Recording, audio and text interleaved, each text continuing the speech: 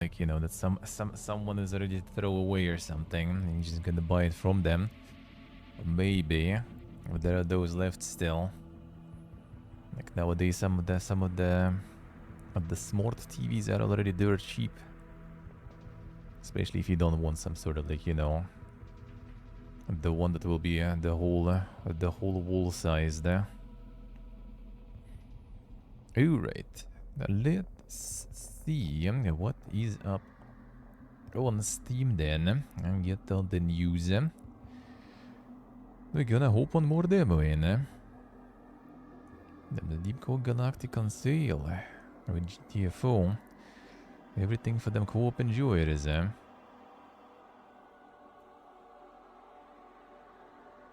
Kajimbo way to think. Still updates for Green Hell go in there. The Anteater. No rest for the wicked. 20%. Here's the Kingdom Come Giga Edition.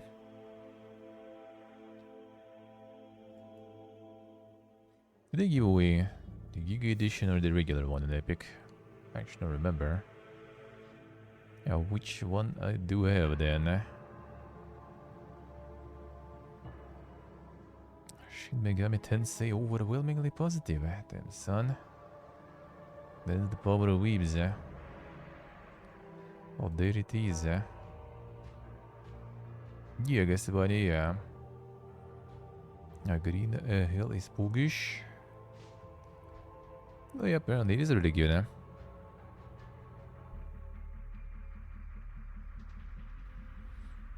Kingdom Come playthrough will be soon even.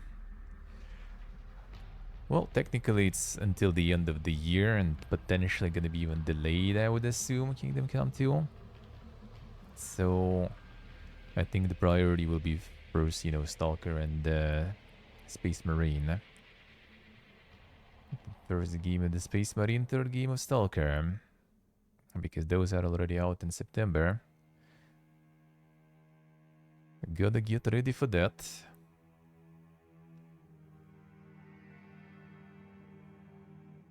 Yeah, this guy is like shitting on all the regional price. Who? Gonna sell you it with full price and with all the DLCs too. Then DLC all in one. Not even call it like the season pass or something anymore. And the DLC all in one.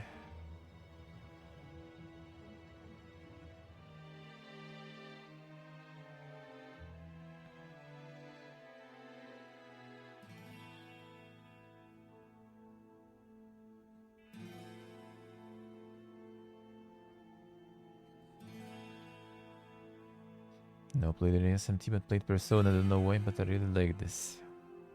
What a twist, man. Oh, what a twist.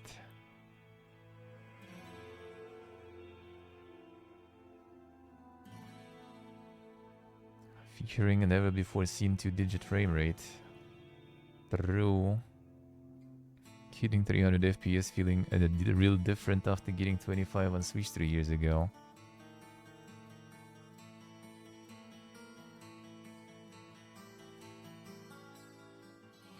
Gonna farm the port. Then. I'll see how it is. I mean, it's good though. More platforms is always good. Monster Hunter Stories.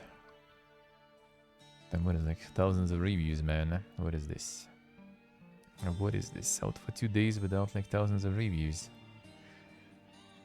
How can that happen?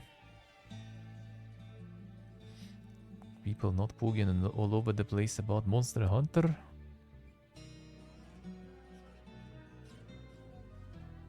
That's new. Played this game on 3DS years ago. Ah, I see. People not very excited to buy a 3DS game. At least for 20 bucks though. 24.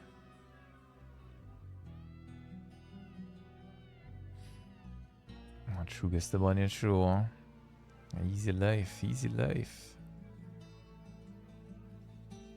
Oh yeah, and here comes the Frigga lore.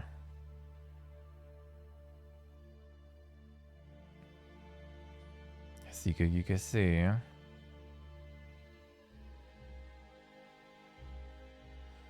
Saloon Simulator Prologue, Megaloot Prelude. It's kind of funny because Megaloot also has the demo on the next fest. That's like the double dipping ultimate. So they have like the demo that is farming next fest, and they have the prologue that is farming, you know, a new and trending. Interesting. A big catch tackle box, also prologue. Fantastic Haven, well, literally prologue.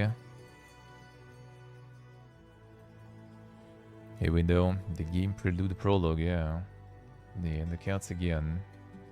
Dude, how many of these they already pumped then? It's crazy.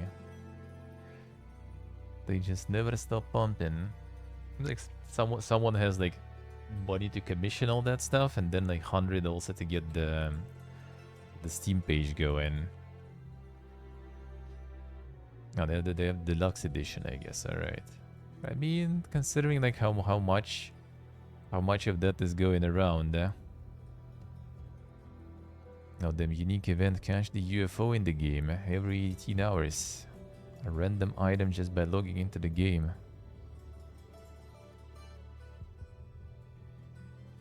An extra content DLC.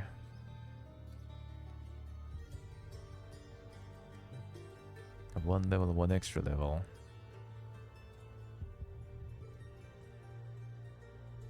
Then the dev page already with 100,000 followers there. Yeah, how does that work? Painted UFO, unique, incredibly rare artifact that will add the bright colors and exoticism to your inventory.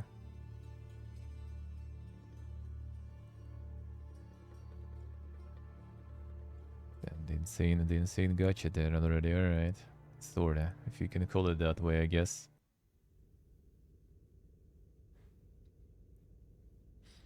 $100 cozy games, you already get past 100 though at this point.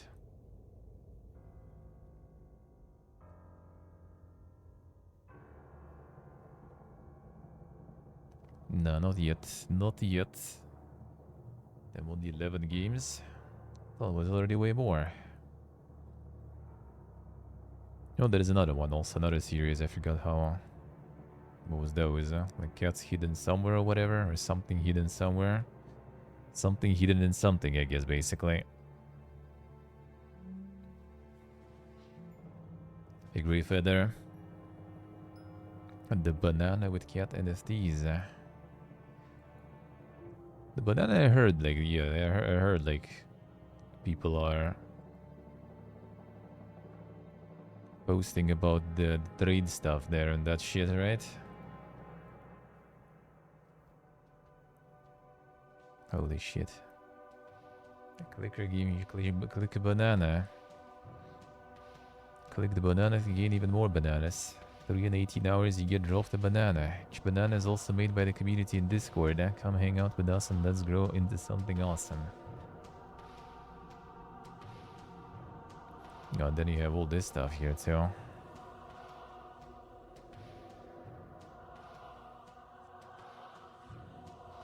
Items to grow your collection.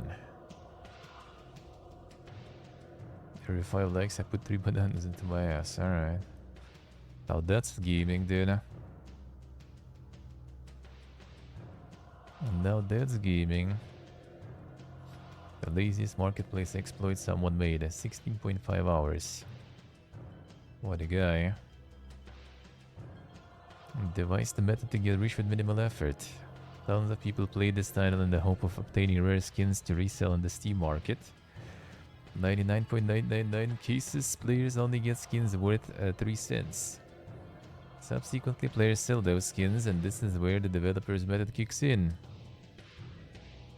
The 0.03 euros earned, 1 euro goes to the player. Call euro cent, I guess. CLOSC. The end player earns basically nothing, while the developer earns 1 cent for every transaction made. Sounds like CSGO. CSGO is a different story. CSGO already like a little... Like obviously Gibbon is also farming that stuff. But no, this is basically nothing new. This is the old trading cards abuse. It's just like Gibbon kind of fought that stuff. But for some, I guess, outlying games, you still can do it.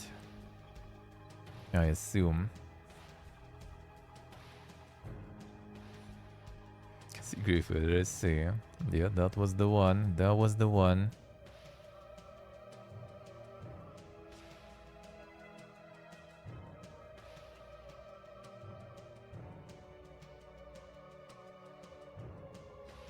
Get the cheapest one. Not falling for the shady marketing trips. The tricks, rather.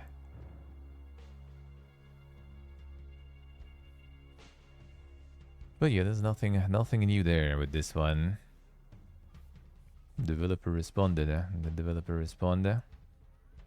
Totally correct. We do get 10% from transaction. And not all of the Steam market is in Euro. Most of our player base is non-Europe. Currency used is not Euro, and we get still 10%, but not the 1 cent you mentioned. If you go, for example, to the Russian market version, ruble more devalued than the euro, and the price of one normal banana is way cheaper than 1 cent. So they don't even, deny that they are farming that stuff. Just, we don't earn 3,000 euros per day. We only earn like 1,000 euros per day, I guess. I assume. C'est que c'est, hein?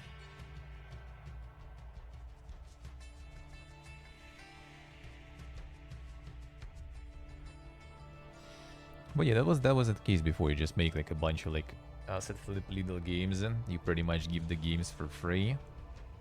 And yeah, then people like try to get like all those like you can level your badge through those collectibles, right, and stuff. So you just kind of like make free garbo games, release trading cards for them, and that's it. But then Given got limitation going. I think you couldn't release the trading cards until some point. I don't remember exactly how it worked. But basically, they kind of like made it harder for, complete shovelware, for complete asset flips. But seems like if you put a little more effort into it, you still can farm that. You still can farm that shit. Unlock the achievement, spend 1 minute in the game. Yes, you just basically, they just basically get you with all the, like free achievement, get the trading cards. And then, yeah, you start farming the trading cards. Selling the trading cards, trading them, and every transaction is a little bit of monies for them. Wait, these are actually like literally also selling for the money. Can be bought an item stone. Item store. Community market, you can also get it. Alright. Starting at 57.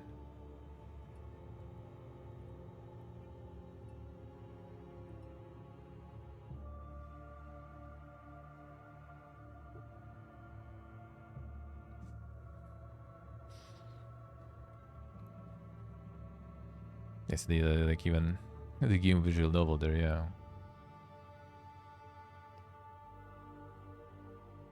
Wait, see, then you can buy it even for 25, but then like sell it for, well, at least the cheapest one was 30 something.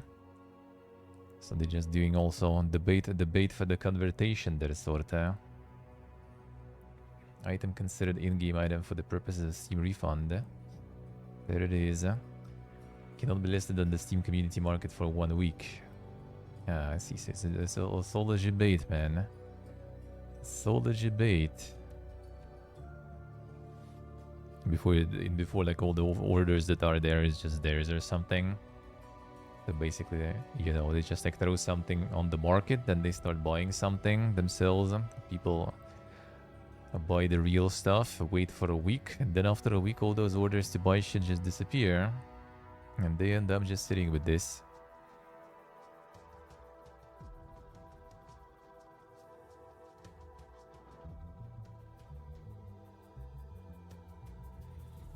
The banana pizza banana skin them, son.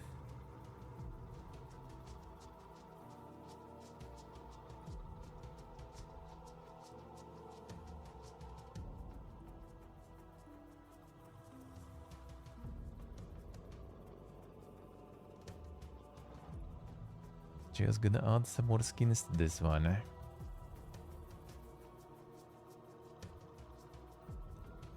But yeah, most of the, at least they got some of the releases now, but still most of the pages free shit.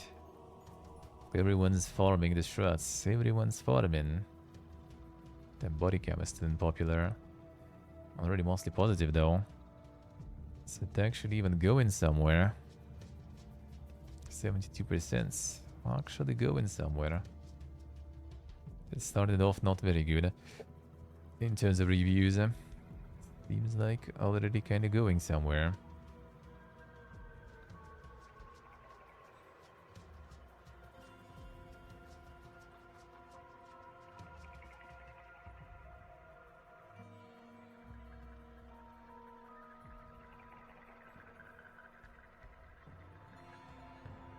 The small tablet 15 years ago. I mean, even less. 7 inches was the small tablet, like the big one was 10. Small was 7. And I think phones now are kind of like already at what, like 6 or something?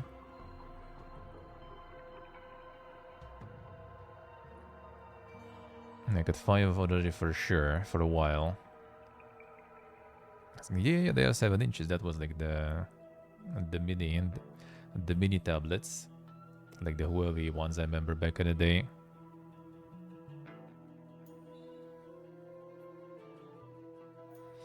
You know, it's supposed to, that used to be like the small tablets, kind of. Well, the smaller form factor, obviously. Not super small, but yeah. They were way bigger than phones, you know. And now, yeah, now the phone is kind of already... Well, 5 easily. I think it's already like 5.5 or even 6.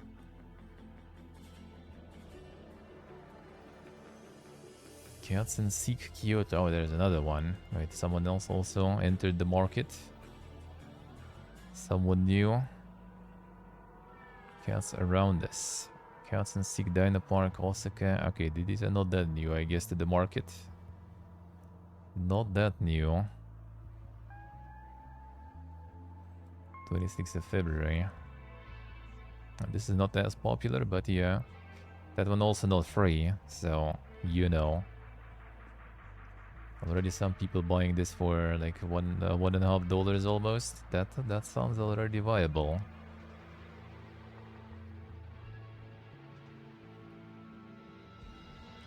No, Ton's making some wrong games there, dude. This the shit. This the shit. Seeking cats. 100 cats. And that's how you do it. That's how you do it.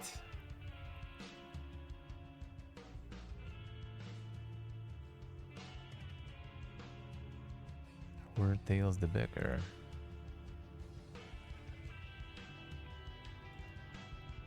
Also think about this one. Control space-time to fight an evil monster. Full power of Unreal Engine 5 and DLSS. That means it's gonna run like shit, probably. Especially without DLSS.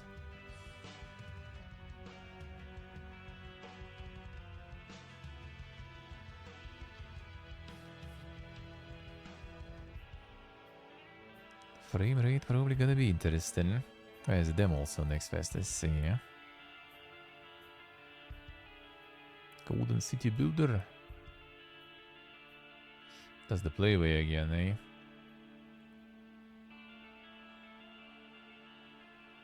Game Podic. Doesn't show, but yeah, I think it's one of their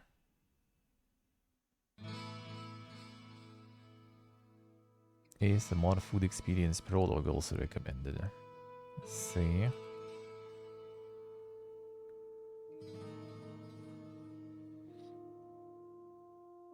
Yeah, playway, there it is. These guys also farming then. So now from like simulators, they decided to branch out into like different city builders. And they just like reskin the same stuff for like a different type of like hero or civilization. But everything else is the same. More or less. It seems like Anno. Seems like the Anno concept also. And then you pump some prologues. Then you pump some releases. Classic, classic. A developer hope a bunch. Like they're not even like, I wonder how that works. Like they're not even like in-house developing, I guess. Or they just kind of like sign as different developers, but it's all their studios, I wonder. Or they just have some sort of like framework that they provide to some studios that are willing to work for some revenue share or something, I don't know. Because it's like pretty much all of their games are different developers every time. Just the publisher is the same. Actually, not always the same. They also have like multiple subsidiaries there, I guess. And the Avatar Steam release. Don't see how that will go. Heroes of Loot. Gauntlet of Power.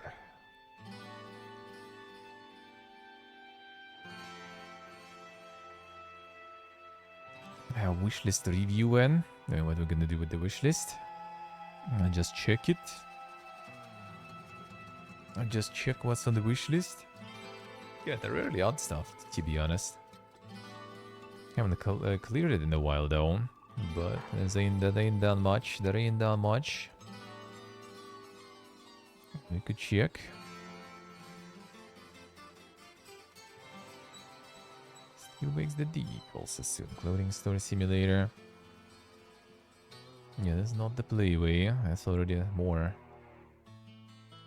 competitors on the market.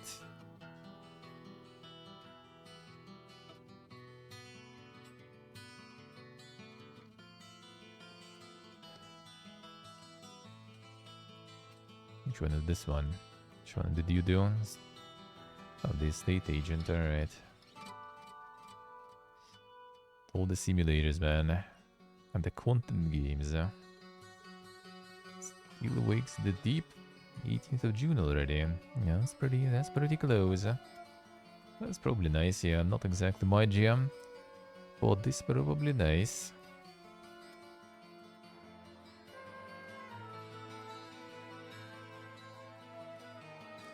Go Town.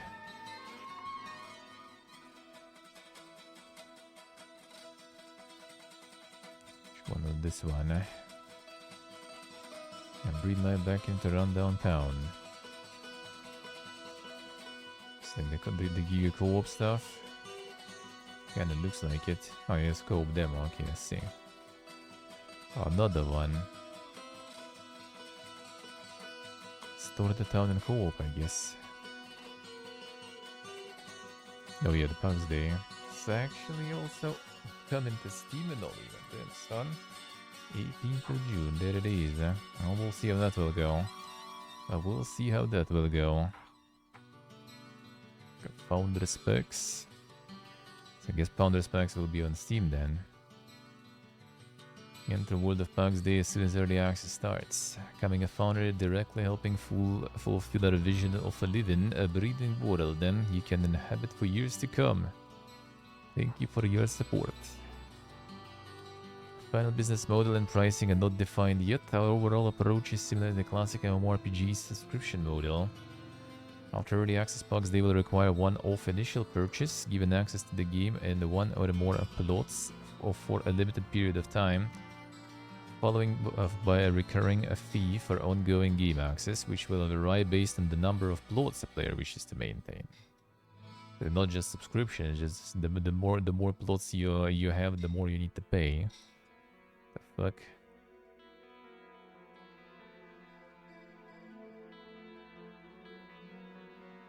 Four character slots, so you get like 4 plots of land on the biggest founder pack, and you need to also pay subscription for all those. 1 plot, 1 subscription. The fuck? Exact business model pricing and packs day after early access not defined yet. The release plan to introduce on top of the initial game purchase a fee. Subscription is similar for ongoing access to the game and plots. Founders packs include the initial game purchase, and the owner of a founder pack will also retain character slots and exclusive recipes included in the pack. We'll be transparent about our future pricing plans and provide more details as we approach the official release. Ape Shebek, hello. Wait, so like if you don't sub after though, they're just gonna like remove your plots. So when you like decide to resub like a year after, like your plots already lost then. Because it seems like, yeah, they include initial game purchase, and the owner of a founder pack will also retain character slots and exclusive recipes included in their pack. So it doesn't say that you will retain your plots. It's like if you bought something and then like decided to stop playing, you just lose your plots, seems like. Unless you pay, you know, the subscription to maintain them. And then I assume if you decide to return, if they are planning to go for some sort of like limited amount of plots, then you might have issues getting it even. This is weird, man. Some weird shit. Hey Focus, hello. The Babo Copium though. I mean, I haven't watched this one and like heard some things about it. I was kind of interested, but they didn't send the preview stuff or anything. They just, like didn't even have like any application. I think they had like application as like, you know, like the content creator program or something. And I mean, I'm not planning to commit myself, you know, without even trying it or something. And even after trying, I don't think I'm gonna commit myself for like to any MMO for more than a few months. So I usually don't go for those programs. And like I don't want to be like stuck, you know, doing something for that MMO for a while if I get tired of it and want to just play some other shit. So I usually never go for it. And regular key for access I didn't get. So I haven't tried, haven't really looked into it, but yeah, I heard it's a mixed reception about it though. And there was some like kind of survival stuff going there too. All the resources and crafting going. It might be kind of nice, but yeah, I guess we'll see. Guess we'll see when it's out. But all this like business model is kind of weird though. Yeah, they had some like a bunch of streamers on board now. The preview week. Grand Gathering, stream live on Twitch and YouTube. They had a bunch of invited streamers playing that stuff. A restate division behind their game, hello. CSC, PAX Day is not a theme park MMO. They don't have NPCs with yellow exclamation marks telling you they've lost a daughter in the woods. No linear scripted gameplay that forces players into fixed group sizes or private instance dungeons. The zones and gear are not gated behind minimum level requirements. Great games out there that do this, but this is not what PAX Day is about. Our world itself is a mystery, nobody holds your hand, and you can venture as deep as you want at your own peril. Not a medieval simulator. Inspired by European Middle Ages, mythology and superstitions of the time, PAX Day does not attempt to be historically accurate, does not take place in our real world. A world where the myths, magic, miracles, and monsters of that era are actually real. Not a survival game. Features a lot of gameplay that is similar to games in survival genre. Character starts with nothing, won't starve from not eating or not sleeping. Big part of PAX Day revolves around crafting and building, but players and NPCs can't trade your home. PAX Day and the survival genres share some similarities. We didn't design it as a survival game. Once the social fabric is established, once some clans rule some valleys, the game will drastically depart from the survival genre. Not a fast-paced game. I won't be able to rush through the content to reach the maximum level in a week. There is no character max level. You also won't be able to find wild animals behind each tree or some clearings with all the primary resources close to your starting point. Instead, you will learn your surroundings, landscape, shortcuts, and where to find good spots for resources, and share them or not with your clan or with friendly neighbor who often passes by to check if you need something. Literally 100% survival game, I say. Expect things to take time. Building a castle takes a lot of effort, so does making gear that enables you to go to a deep dungeon run. The world is vast, travel takes time, exploring the whole creation is a huge challenge. PAX Day to become a living shared world that can give you thousands of hours of joy alone or with friends, old or new at your chosen pace. A not single player game. Kingdom of One has no true king, but do want the soloing experience to be highly enjoyable, and you can play without joining clan. That being said, we designed PAX Day to encourage group play, and the harshest corners of the game cannot be soloed. And its core Pax Day is about playing in a world shared with other players, offering ways of different playstyles to connect and complement each other. And believe where Pax Day will truly shine in these social interactions between players. The social sandbox above. Yeah, but your like payment model that probably is not gonna last too long. I mean, all the luck though. All the luck.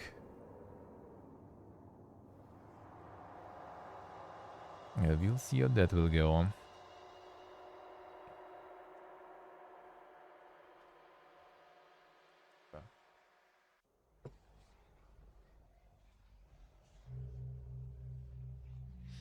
A not so massive multiplayer online RPG. I mean, we'll see though. We'll see. True, Axel, true. It can be kinda that. It can be kinda that. It depends how big the servers will be.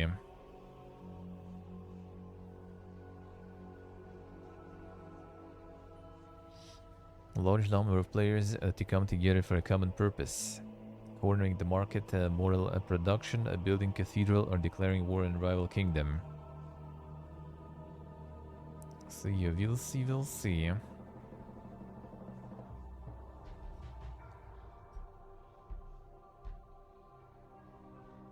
But about those plots and everything, that's kinda weird. I wonder how that will go. Dying of thirst. Now, apparently you don't need the food gear and stuff here, though. It looks like it, at least.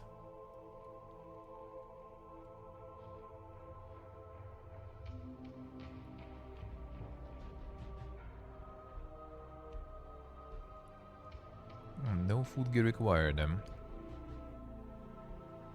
But yeah, when it's like, you know, it will really depend on their business model and the amount of players they're going to be playing. Like, Mortal Online actually alive somehow. I'm in second game already.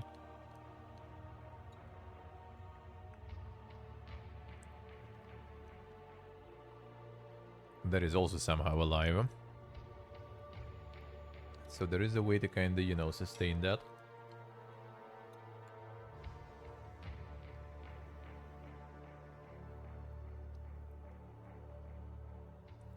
And to have a lot of people on board with it. Well, not a lot, but I guess enough to sustain.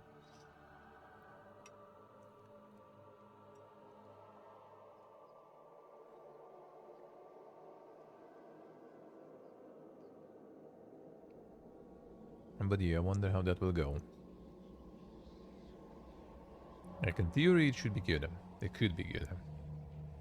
But, in fact, we'll see. Hey, Steve, good morning. How we doing? Like, if they'll manage to get enough hype. A lot of people joining. It could kind of live. Like, Albion Online, for example, is actually doing pretty good.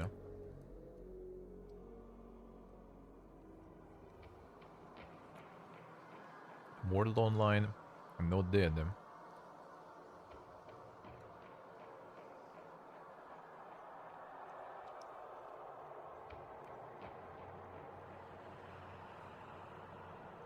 So there are some enjoyers of that kind of genre. But yeah, all this like lot subscription kind of thing, I'm not so sure.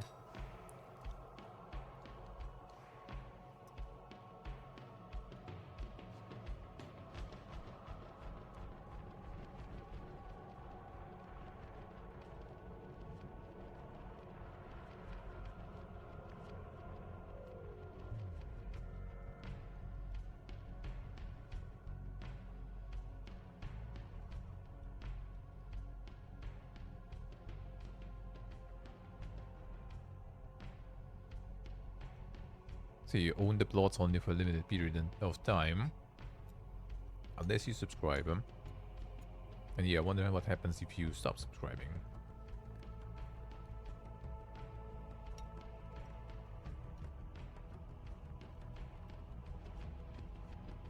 Like, what you gonna do without the plot, for example?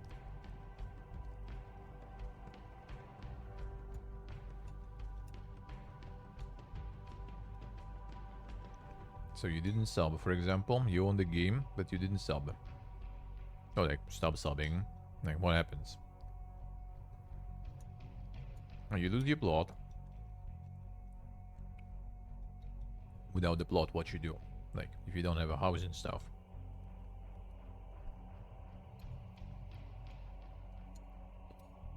Considering everything is kind of built around, you know, housing and those aspects.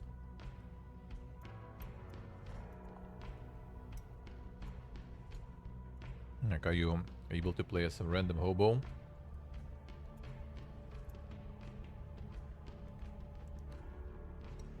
And still somehow do something? Or basically no subscription, no play? I don't think I'm gonna have time, save. I don't think I'm gonna have time, to be honest. I wanted to, I have it installed, but like, yeah, I don't think I have time.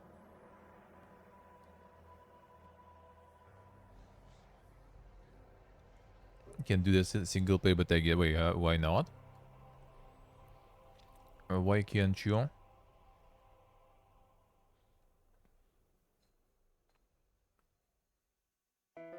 And yeah, if you get like a lot of plots, then you pay more money.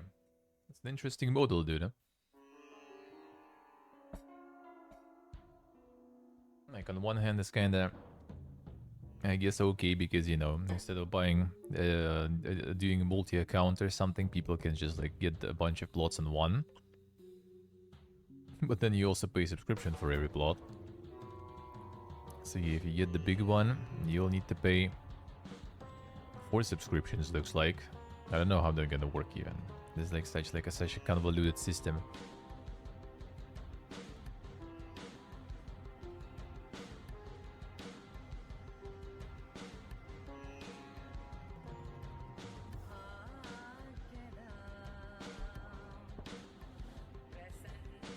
Oh, once human even can play single player. Oh, I see. Well, yeah, that makes sense, yeah. That's probably how it is, huh? I assume. Alright, check this. Hidden gems, maybe. Oh, maybe some. Killer clown still going. Yeah, here to make cash, yeah. Well, I mean, to be honest, like that's like a lot of games that try to do that, right? Like to have some sort of like ownership of like some plots of land, like the actual physical land and stuff in the game. As in, like, you know, you can have instance, right? Like in the Final Fantasy, for example. Like you don't have, you know, actual piece of land as yours in the game. But those games that do have that, they usually kind of end up with problems. As in, you know, like some people end up either like hoarding all the land, and the new players, like if you didn't join early, you basically get fucked. That's what kind of happened in Raven Dawn. People just like instantly hoarded all the land, so whoever was joining kind of late, you don't have any chance to buy anything, any land or something. And pretty much all the economy and stuff is like built on that. Like you need that land and everything. So and then, like, you know, and then people quitting and stuff, like you need to kind of free those plots also if they're not playing, right? Because like they're not really using them, so like someone else could use that. So like having that kind of system, I guess, kind of makes sense somewhat. It just is kind of weird because like you buy it in early access, you get those plots, but then you also need on top of that to subscribe to keep maintaining those plots. And that's kind of weird.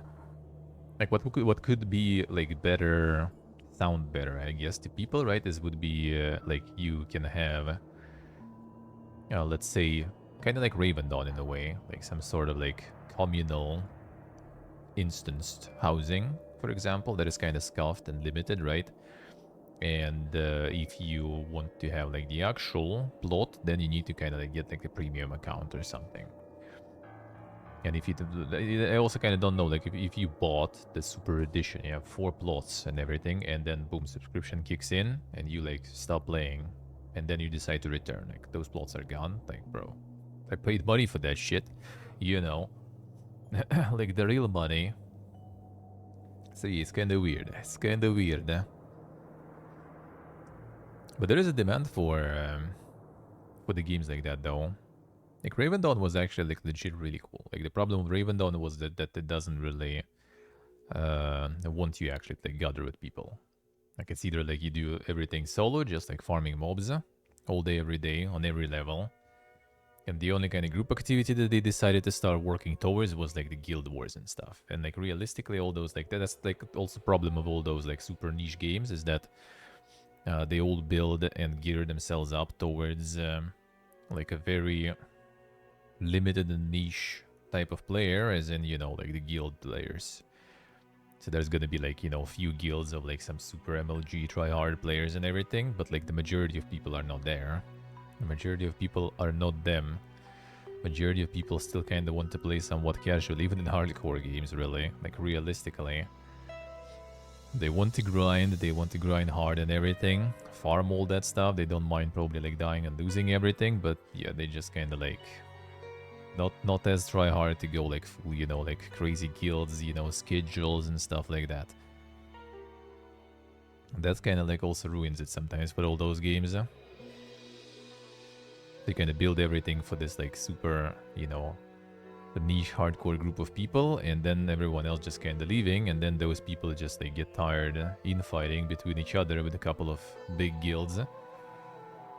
And they also just quit because they are like, every random noob just gets destroyed by them.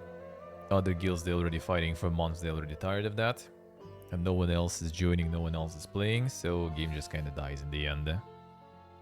So I kind of wonder how it's gonna go and what they're gonna play, how they gonna approach that problem. Because while the hype is there, it's gonna be fun probably. Like, even though like I guess right now people kind of like already like, yeah, I saw some streamers complaining about that stuff. Like it's just, you know, they just like sit there with like full inventory of different resources, like a shitload of different types, you know, and crafting all that stuff, and yeah, basically kind of playing another survival game sort of for a while. Which is in a way sometimes kind of okay. Like in Raven Dawn, that was fun because you also could like level through all that crafting. You could just like, you know, just like go farming, like play full Stardew mode, and like that's basically how I leveled my character, like mostly. It wasn't like super leveled, but yeah, it still kind of got somewhat of a high level just by, you know, doing the Stardew Valley, just like planting and the harvesting stuff.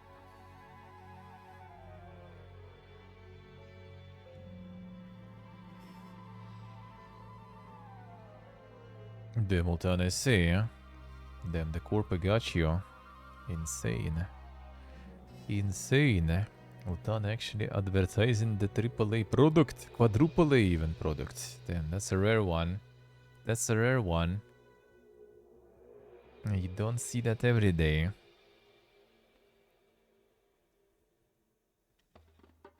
Don't see that every day. But like on paper, like the MMO like that, I would kind of love. But yeah, I think there should be still some sort of like balance there with like, you know, activities for like the solo and stuff. Like you should like the what's the name? How did they like the attraction park, all that kind of stuff? Like it shouldn't be that, but it also shouldn't be like completely. Like it should be something in the middle, really. I feel like a little hand holding, but a lot of sandboxing. I think Albion kind of did that right though, but it's still, you still kind of want to be with a group there because there's a lot of PvP involved in Albion, from what I gathered. Yeah, and Albion is free to play from what I remember, so that already kind of helps. And since here you kind of need to pay quite a lot to get into it, and then it's potentially gonna switch the subscription model and everything, and that just kind of like, that's gonna filter a lot of people probably.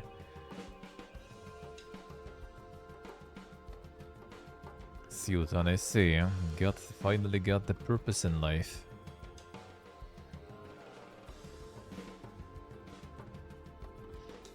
Got that purpose.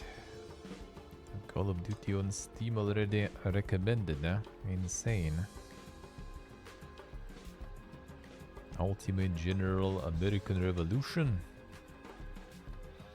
Damn, this one goes mixed then. People molding though. Game's fun but extremely overpriced.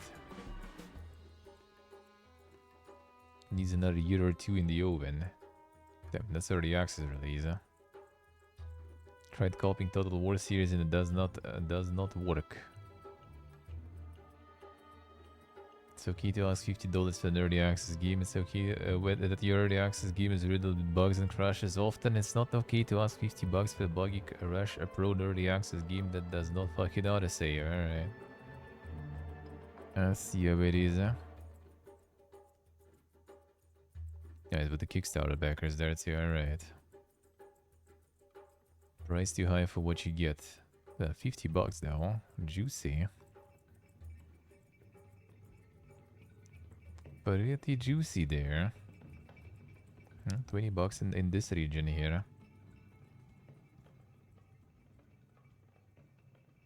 And the autopsy. Oh, autopsy got mixed. Damn, son. What's wrong with this one? Damn, that's pretty deep mixed also, I would say. Not much adventuring games. A game holds your hand the entire time. Putting simulator to the title is a bit misleading. Several hours and then just kind of stopped. Didn't end, just stopped. Not as realistic as I hoped it would be.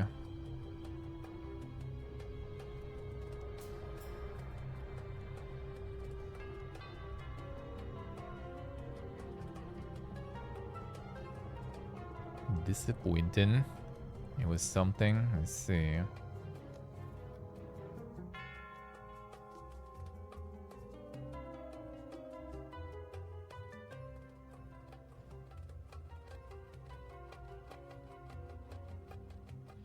Do not purchase unless you're buying for the autopsy only mode when it comes out. Damn son, alright. There was the... what was the name?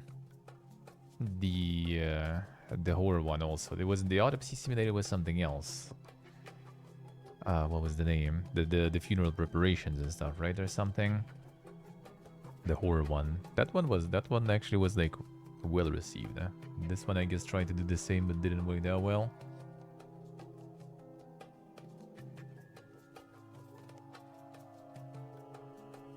Seahawks, I see. No, people kinda molding about this one hard though.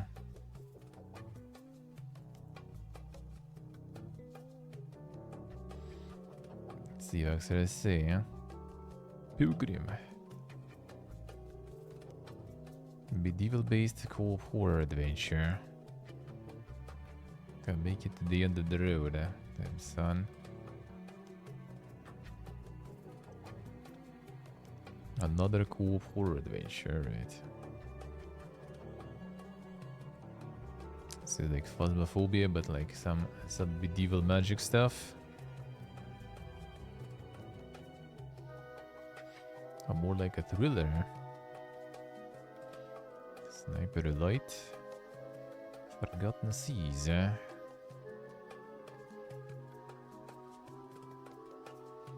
We see this one. Looks familiar. 7th of June.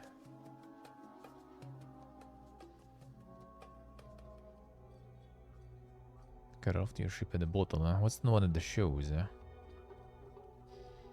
Already wishlisted by Seiya. There it is, huh? That means we saw it for sure. If we saw it for sure, huh?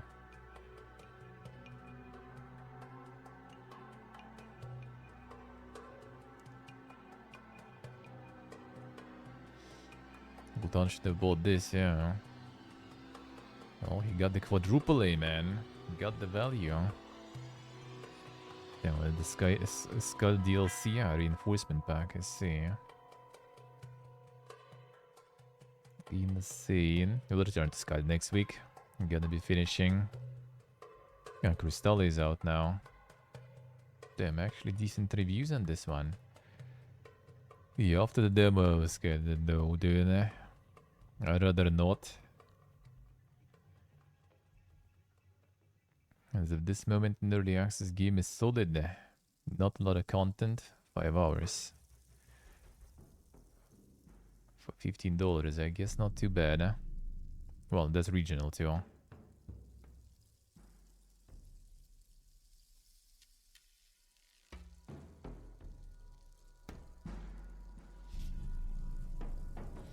Place a giant cat, enough said. Oh, there it is, man. Cats and Souls like. You see the target audience, man. To be honest, like 5 hours, I think demo was like 2 or 3 or something. So it's like just, you know, like one more boss probably after the demo. Region M for Steam now, Armenia.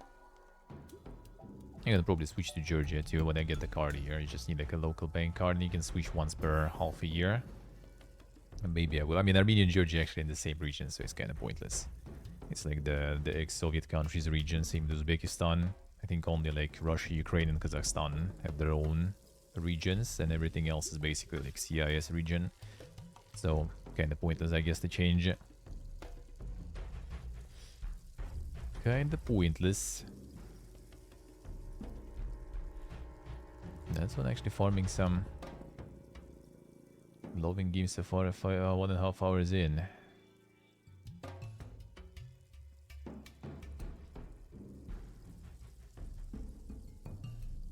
Some issues, fix the issues though. Damn son. Actually improving. Well, I mean, good luck to them. I just kind of like after the boss fight and stuff, and like in general, I was nah. Don't even remember exactly what was annoying, but like something wasn't really buying me there. They're mostly negative. Holy, a multiplayer puzzle game in a horror atmosphere. The horror game that the tele doesn't own. I guess it's that bad. Constant low FPS, you can see in the trailer even. The PPT, not a game, alright. Performance too low to play. The bugs are at an acceptable level. Say them about the bugs, Buggy and luggy. Quality gaming right there. The 40 sins, the 40 FPS. By the looks of it. Other reviews too though. Pro Cycling Manager. Oh, then did another banger from Naken, dude. That's AAA publisher, by the way, technically. Still pumping those glorious 33 reviews. When government gives you money, you spend the money. But on yourself. Looks like not on marketing. Potentially not on the game too. Sponsors are central to the game, with revised objectives for your team. I mean, sponsor seems like central for the game, you know, in development perspective too. By the looks of it. Publisher doing less than you, yeah, looks like it, looks like it. Yeah, it's actually Cyanide Studio developing this even. Like, holy shit, dude. Seriously.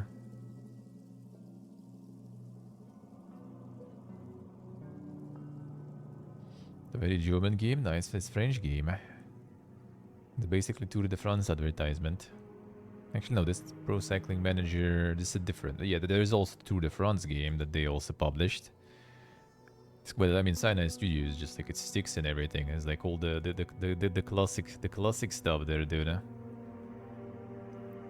Cyanide is actually quite the studio, man. But then, yeah, things kinda... At some places, things kinda went wrong, I guess. But yeah, they have the Tour de France too.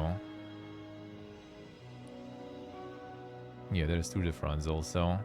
Oh, that one is even more reviews. Damn, son, 13 reviews, dude. That's how we publish games, man. That's like the French government money going. Oh, by the way.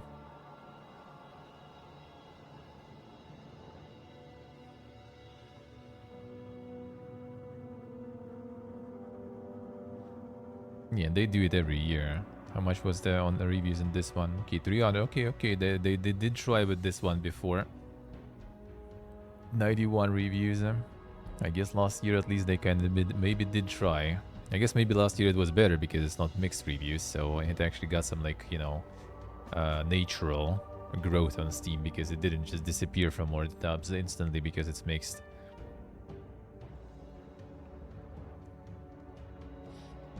Hey Zodiac.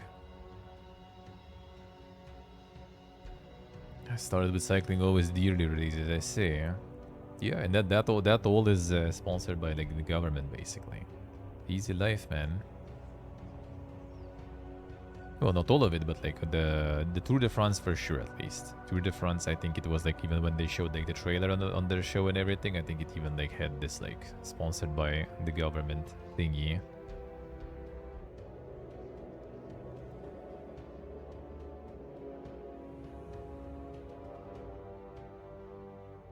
It doesn't say here, but yeah, I think it was there. I do have it in the trailer there.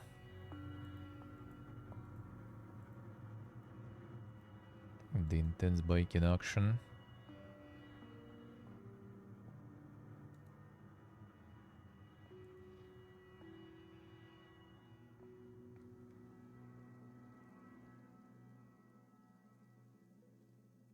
Tour de France officiel product. Yeah, Association International des Groupes Cyclists Professionnels. So maybe not exactly the government, but at least organizers of the tourney, looks like, are paying for all this.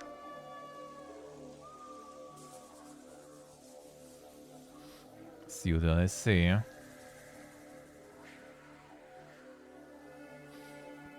Unlucky, unlucky. I kind of got like some bangers going recently, quote unquote. Well, else like the Robocop is probably their like salvation there. Blood Bowl 3 still mixed. This one I think is kind of like pumping at least on Next Fest right now. We'll see what is gonna happen when it's out. Steel Rising actually doing alright at least. And the other Taxi Life mixed. This one I think was also, yeah, mixed. Garden Life probably good. Yeah, that's like the cozy stuff endures. Oh yeah, this is also one. Yeah, this one. This one at least apparently is not that bad, at least in terms of reviews. Quality, but the amount of reviews is also not pumping. This is also by the tennis association sponsoring and everything. There it is. War Hospital was mixed, yeah. And this one, oh, this one also like didn't go well. Holy, 22 reviews mixed. That's the huge publisher, by the way. Oh, Gangs of Sherwood. Oh, this one also kind of like not really, didn't really go that well. The Crikey, oh, the Crikey at least is going good, huh? And the Cricket is actually doing good, seems like. 13 reviews here too, alright. No, Infinitum did good too. 4 user reviews, huh? AAA publishers, man. Like, if I think if they would like post on their Twitter, that should kind of like, you know, do better numbers than this as a publisher.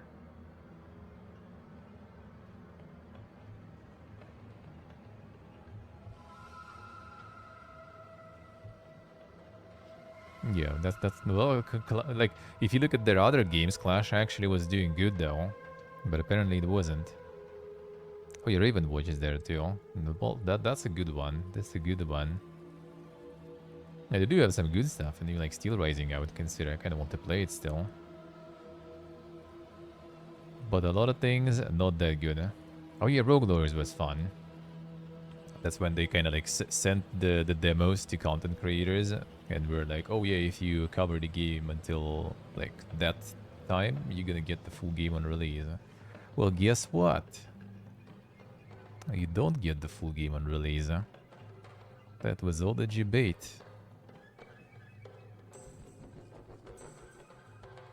It's like my favorite greedy type of publisher, man. Thankfully, already less and less of those. Huh? But like, you know, like not sending shit or being like, oh yeah, you play the demo and then you play nothing. Seen those before. They'd be thinking that if you covered the demo and liked it, then you're gonna buy it anyway, so let's not give them anything. Yeah, fuck you, man. Nope. And nope.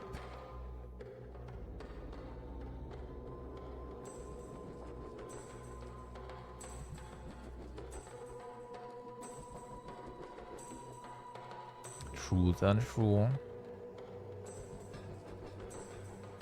Publishing, I mean, they publish on Steam. Maybe they give them $100 to start the page, actually, you know.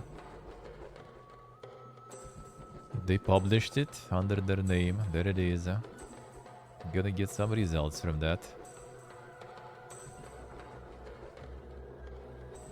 Another Suika game. Even more.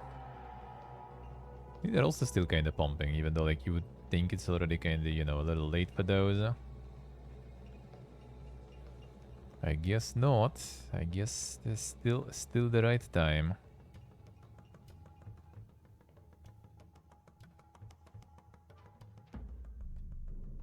It looks like it. And these are still pumping. Yeah, some of those are kind of like interesting with, from content creator perspective too. Some of those guys. There was a few actually, I think, at this point. Oh yeah, there is the demo key. Sure, if you like the demo, yeah, we're gonna like if we cover the demo, we're gonna send the main game too. Yep, not really.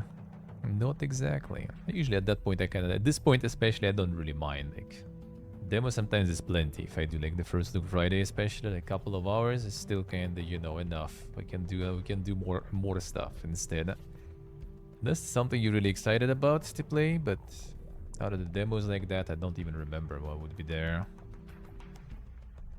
And now also like more like AAA, like publishers and everything are kind of, you know, learning the beauty of interacting with content creators. So that's a good thing. That's a good thing. It would be nice to get Space Marine. That would be very good. That would be very nice. Okay, wishlist you like a geek. I mean, we can check what's even there. There's Steam controller. Still hoping to get that one in collection. My friend has one. I wanted to yank it from him. He's not using it anymore. But yeah, now I'm not there exactly. So yeah. $100, yeah. Don't need to pay anything, I think, after. Except for the cut of your revenue. Only 100 then. Just for the Steam page to set up. Yeah, Guild 3 still mixed. Nothing new. Eventually. Desperados 3 also probably eventually. Flotsam actually doing kinda okay. I guess maybe when it's out of early access could be. Buoyancy is kinda the same. I think it's already abandoned or something sorta. And nothing happened in like 5 years seemingly. There's also 5 years, but this one I think already was completely over. Flotsam still early access, yeah.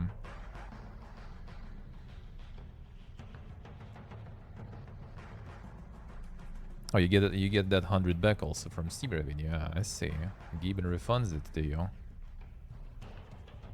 If you sell something, or how does that work? How does that work? Oh, what the?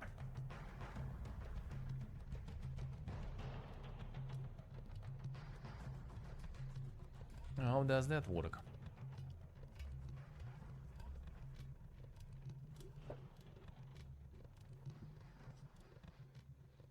If the game has any real sales. Okay, I see. Interesting. Alright. Let's get more of a meme game. Colony Ship.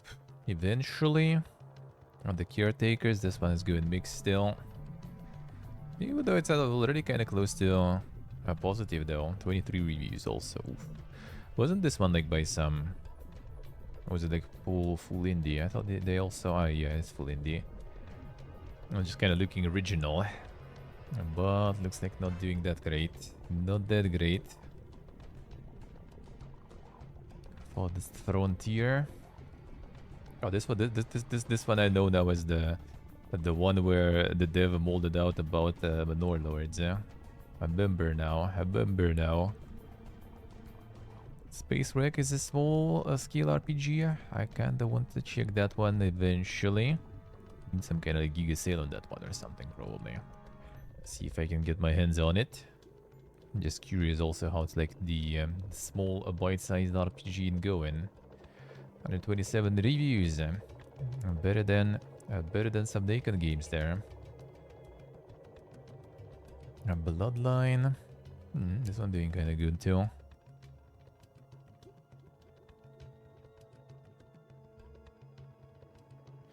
Yeah, Starfield I have even in the news there, yeah.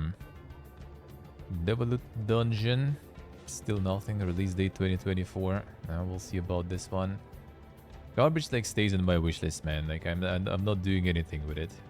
It's just like nice to get the email from Steam every once in a while. And the garbage on your wish list is on sale. I just never gonna you know, get it to keep that email going. Kordiki, still nothing. Kainga. I think it's funny. Like I read like on Reddit like post-mortem of the guy like complaining that he didn't get the money back and stuff. Like he got publisher and everything, and basically he kind of still needs to sort of like pay a bunch from the revenue to the publisher still to kind of like cover all the expenses and stuff they had, right? So publisher basically takes a bunch still from the revenue. And then I'm like, I mean, it looks kind of cool. I can check it out, and I go to like some like keymailer or something like that, and it's like, oh yeah, you need to have like 100 or like 200 viewers or something to get the review key. I'm like, well, dude, I guess. Good luck with marketing that then. Fallen Frontier will be nice. Hylix 1 I already bought, so we need to start to get to the dankness, man. Sealton, alright. 3 years of the minimum wage. How much would that be? How much would that be even? Like 30k per year or something? So like you will need to get, well, minimal maybe like 20 or something, depends. I just saw like I saw some like job offers for like the content like influencer managers, you know, like the content managers and stuff. Community managers, and they usually kind of like go in range. If it's European company or like UK company, they go with like 20 something 30 something k range, I think, per year.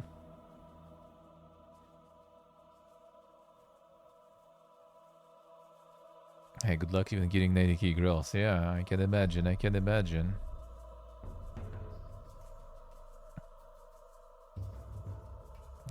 Gothic 1 remake. Let's go. That's the dream, I see.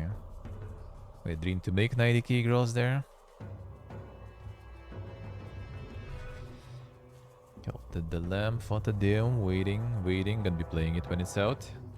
Then next fest demo, but I played the demo already before, so that's why I didn't do the next fest one already. A minimum wage from an indie game series without you will, let's see. Well, the problem is you're gonna be making it for a short amount of time, though. That's like the ongoing sales, they exist, but I think you need to have like a whole like library of games for that, for the ongoing sales to kind of cover your like current expenses and stuff.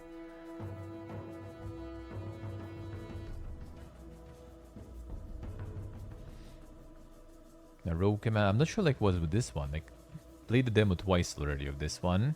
One on Next Fest, one like regular, and like it's a really nice game, but like it's still not out. They're still working on it. I mean, good for them though. I hope it will be out. I think it goes on sale already quite well. Monohub, I kind of wanted to try the demo Next Fest. We'll see. It's basically just like there was an article like, and I saw it on Reddit actually, I think, and I saw the article in the like the Russian gaming news back in the day. Like I don't remember how how they even found this or something, but basically I think it's like single dad or something developing it on his like free time or something. So they like posted it, and the dude just got like went on Reddit to be like, yo guys, like the fucking ton of Russians like wishlisting my game. Am I being like, you know, hacked or something? It's like cyber attack or some shit. So I went and also wishlisted it. I'm a part of it.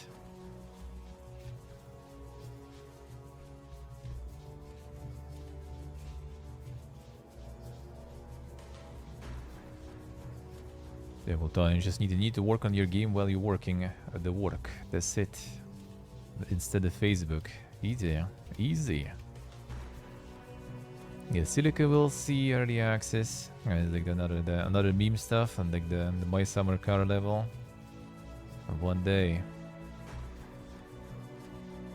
Dead Green. What was this one? It's actually kind of. Oh yeah, it's this one. All right. This one actually looked kind of cool. Chaos Galaxy 2. some tactical stuff. Don't remember this one that much. Ablumitorium doing well, and now the early access or even release, but no, but not one. That's nice. The researchers. We also just like counted the wishlist because like devs were struggling. Like the like reviews are super good and everything, like the game is super cool and stuff, but they just ended up kind of like closing. It's like also like Russian studio that like suffered with all this like war stuff and everything. But they also kind of made the game about war, and I guess in current times it's already people had enough of that. So despite all the good reviews, didn't sell that much. A lost scavenger. Some good mix there.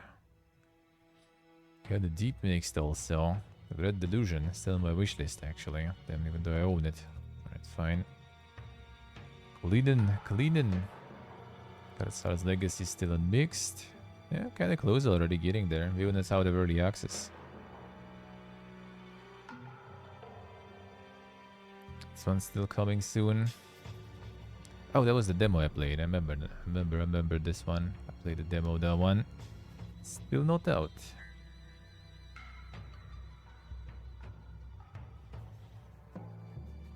And the last story crew, one and only.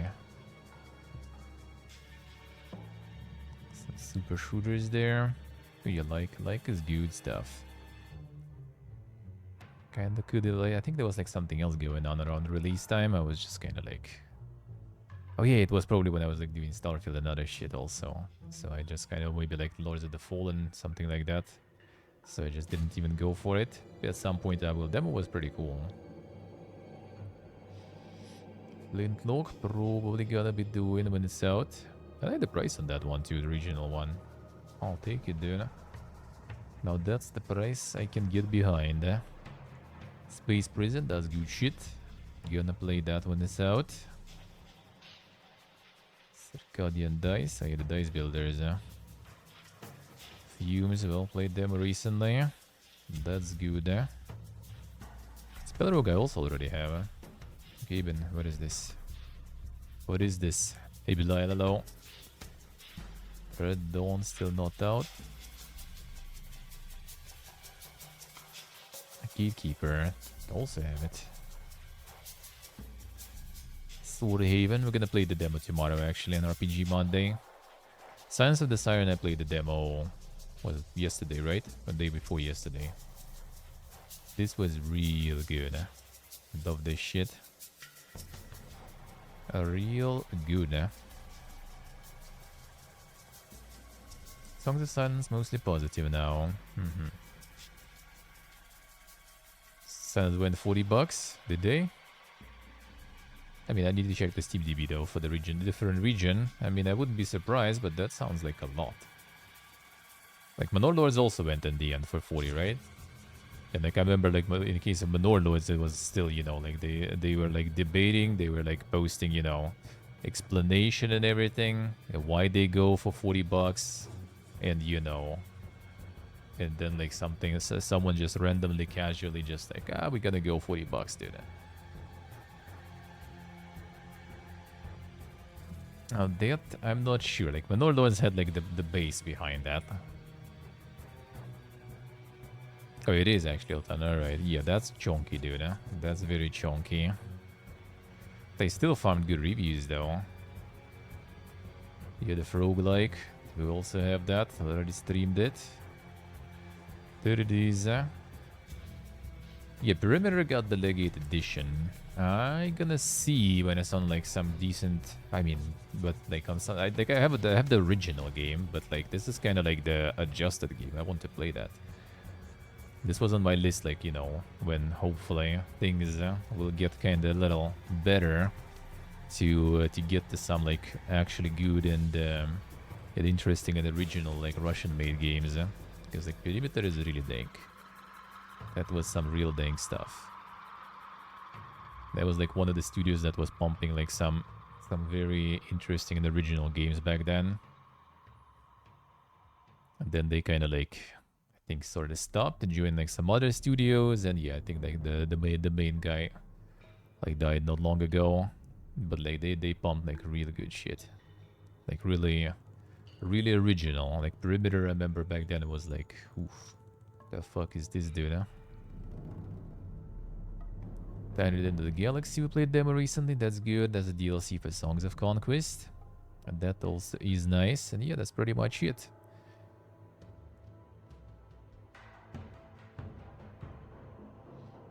Yes, Dave, that's the thing. I also think so. Like, $40 is like a lot. Mostly positive. And now let's see actually what people complaining about.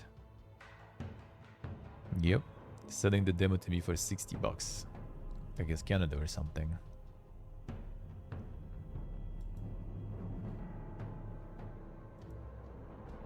Actually enjoy.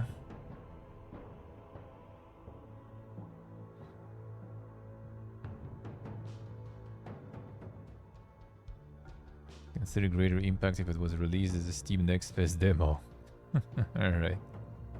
Well, I received a review copy and did not pay for it. I did not believe this is worth anywhere near the amount they're currently asking for. So, like, even if someone who got the review copy is, like, posting that, dude.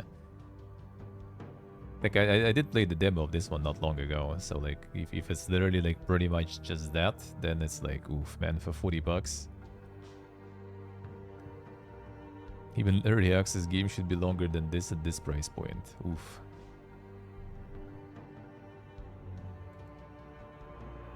Now that's sad. Even though it's like that's the thing. Like they still, even with all this, they still get like really good reviews. Like the game is like cool and like I liked what I played the demos. Like, but why?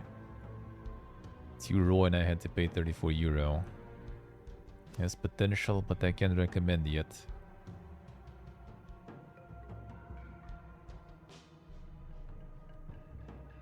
I enjoyed demo more than this because in the demo I could excuse many of its minor flaws. Huh?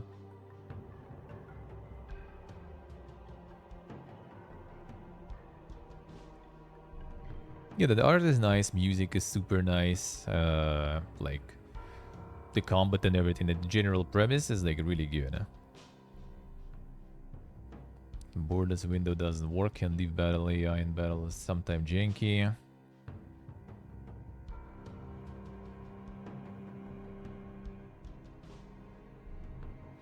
$33, yep. It's like if they would make like it reasonably priced, they would be farming like overwhelming or something.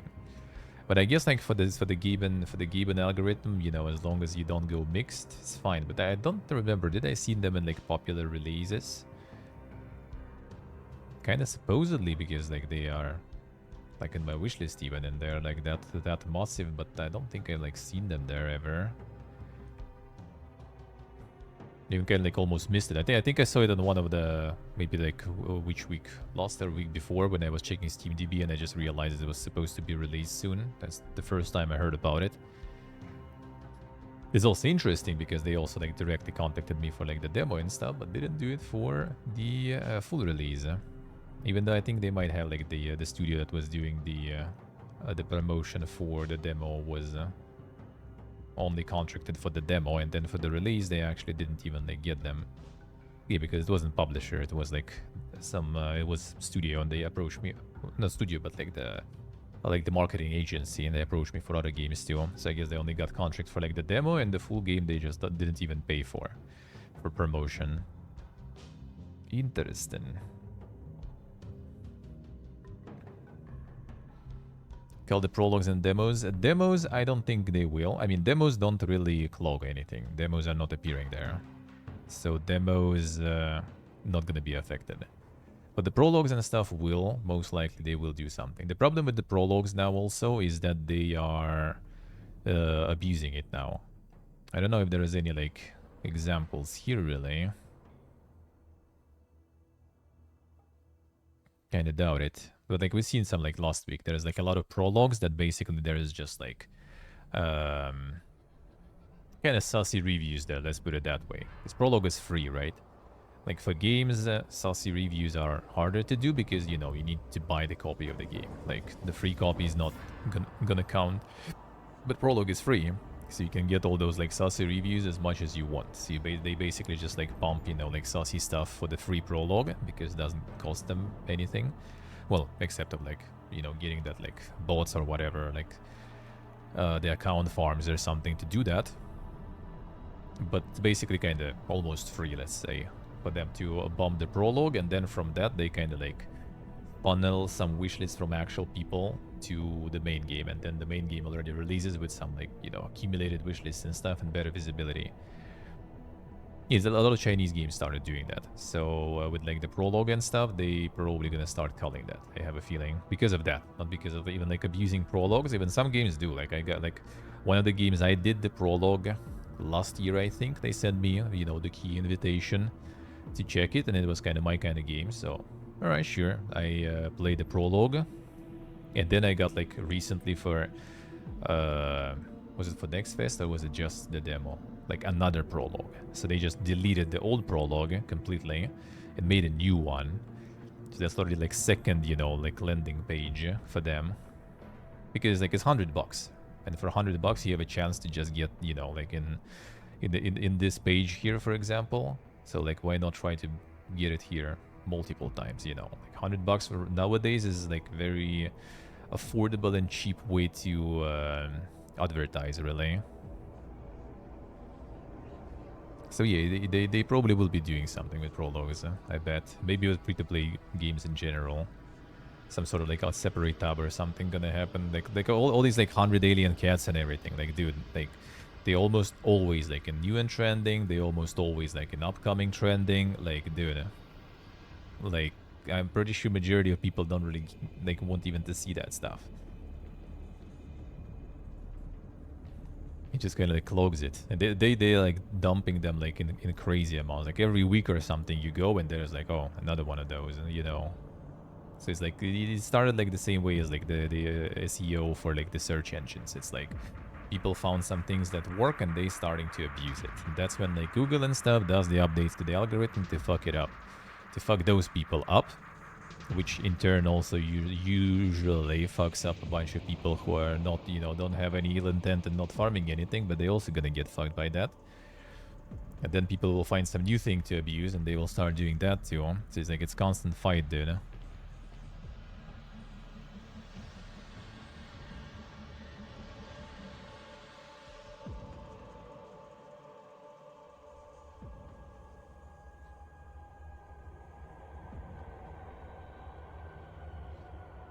Early access being the demo content feels scammy. Well, that's the thing. Like, if it's a full release and stuff, right? Like, that's already, like, people vote with their wallet and stuff. So, like, if they release something, like, really bad, people just gonna shit on it. Like, people didn't shit on that game in particular and the Songs of Silence because it's a good game, right? So, like, it's not a lot of content there. But if people, you know, justify spending $40 on that and they enjoyed what they did, then, I mean, that's good. That means the game is good, which, I mean, it is.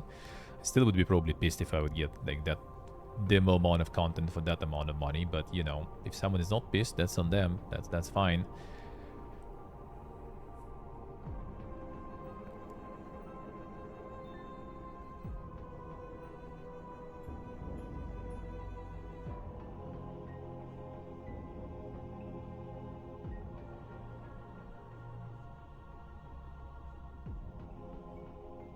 Deny prologues on the one release tab, yeah.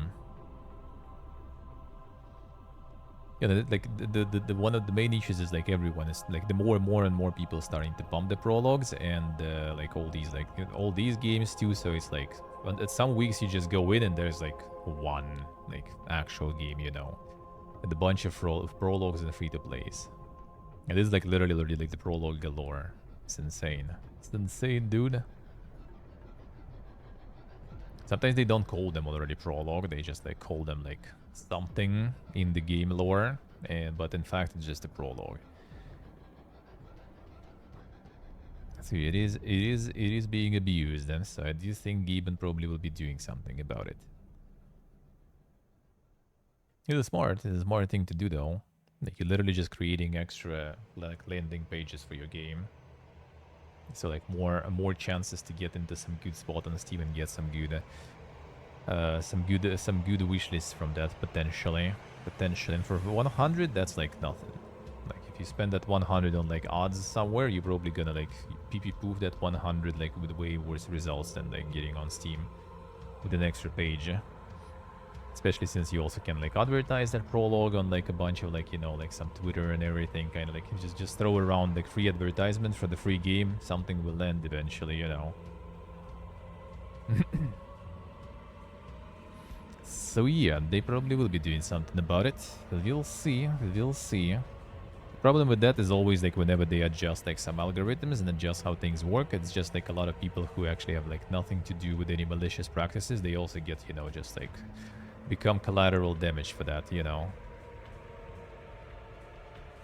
And that's the scary part always, like with the websites back in the day in search engine optimization, like we went through multiple ones, like literally had the situations when like, you know, you have like a website that works good, has like a shitload of visitors and everything, and then you just kind of like, you know, one day like you wake up and there is nothing, you just fucked completely. Had that before, just because algorithm changed or something, or because like something they consider now not a good monetization method, for example, some like affiliate marketing technique, some like affiliate program or something they consider not being, you know, trustworthy enough or something, and for links, for having links to that affiliate program, you are now, you know, penalized in the search results.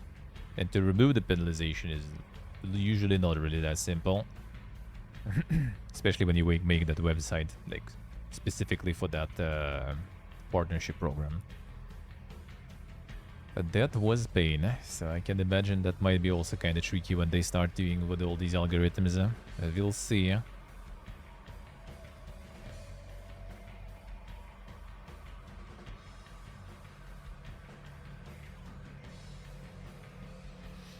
Yeah, they actually provide you with some like tax support and everything there. I mean, that's something. That's something. They provide some support. Like, Twitch, you literally can just contact them and they are like, we don't know. Ask someone who knows. So, really good, man. Thank you, sir. Amazing.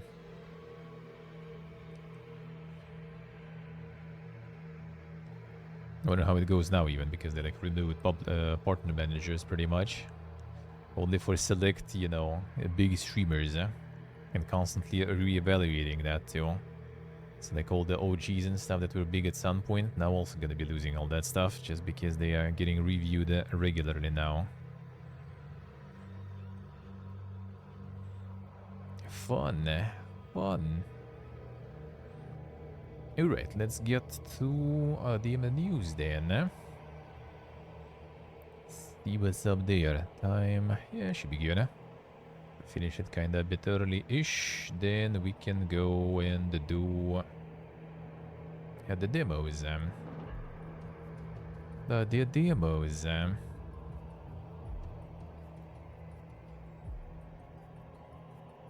Yeah, they got the Discord server for that, basically. Pretty much.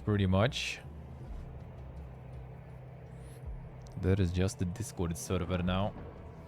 I think so.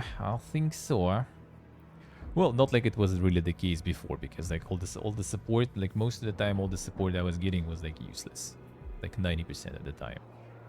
There's only once, like one I think case when it was fine. It was when when they actually like second time I already messaged them. They actually like told me that you need to kind of, you know, to become, you know, the tax resident of another country. Don't know how. Can help you with that, but yeah, that's pretty much what you need to do. That's your solution. That was the only time. That required like me to message them like second time for about the same issue, about the same thing. Other than that, it mostly was like, I don't know. Even when like you ask like, yo, there's this game, like is it actually, you know, fine to stream? You guys probably should have some like information on that, right? No, we don't know. Nice. Very good, X the devs say a scrap Disco Elysium spin-off could have saved the studio. Project X7 was killed in February, and those working on it think it would have reversed Zaum's fortunes after a rough couple of years. Yeah, not so sure. A report follows on from studio layoffs and the cancellation of several projects in February, the most notable being one codenamed Project X7. The outlet, this project was planned as a spin-off to the studio's debut game Disco Elysium. It would have starred one of its most beloved characters in the vein of a game like Marvel Spider-Man Miles Morales. Current and former Zaum staff claim X7 had a largely positive internal reaction. One developer went so far as to call it exactly the sort of game Zaum needs to put out, as it would have improved the studio's perception after the February layoffs and previous controversies. Second developer believed X7 was the best possible shot at making a Disco Elysium title sans the involvement of key creatives Robert Kurwitz, Helen Hindper, Alexander Rostov. The three were allegedly ousted from Zaum in late 2022.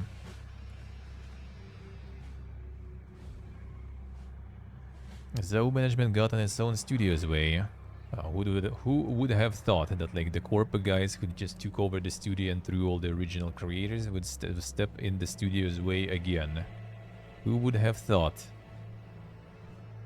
Sources speaking to PC gamers say X7 would have possibly been out in 2025 and the closest project to release Zaum was working on. And despite this, it claimed there was no pre-production on the project, and the schedule was initially set for a year.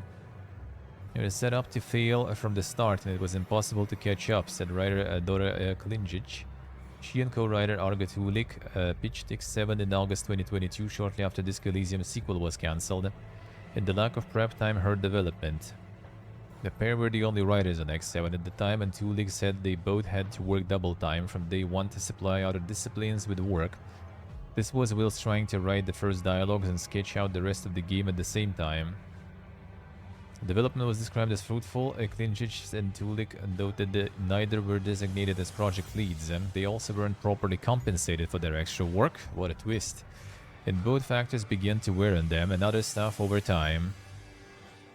Further exacerbating the issue was management having them communicate with their co-workers via an interim manager. Much of the blame was laid at Tonis Havel, who Tulik implied in February caused at least 5 women to leave Zaum. Ultimately, developers who spoke to PC Gamer are left feeling disappointed both in the alleged behavior from management and that X7 was killed before it was basically out the door. And with the sequel cancelled, its loss sting even more. Entire X7 team, I love the Elysium world, and as fun artists, musicians, iconic voices, we only wanted to keep it going, rather than leave it to wither in some dark decrepit cellar of corporate intellectual property. There it is, eh?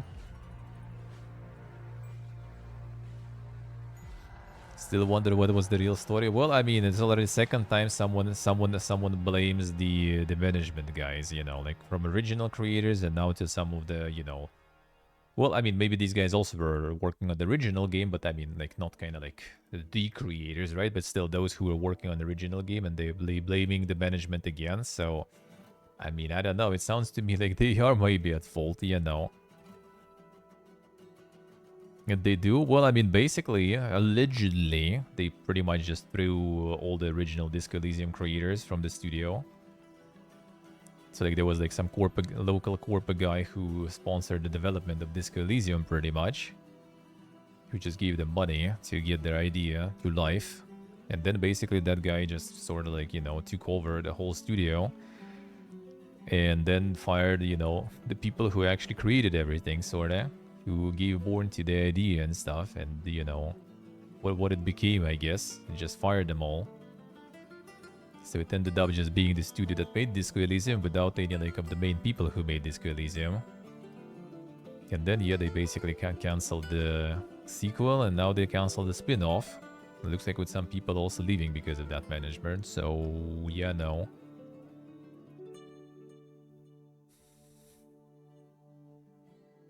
Original money guy sold the share to others. That was like some weird scheme there with there was a lawsuit. I don't remember all the details, but there was basically like the guy sold like some shares to another guy using the company's money or something. It was like some like really weird shit going on there.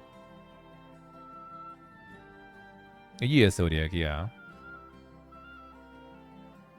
And basically, like, yeah, the guy is all about Karl Marx and everything, and making the game that was kind of like, you know, laughing about all that culture, and they got fucked by that thing exactly.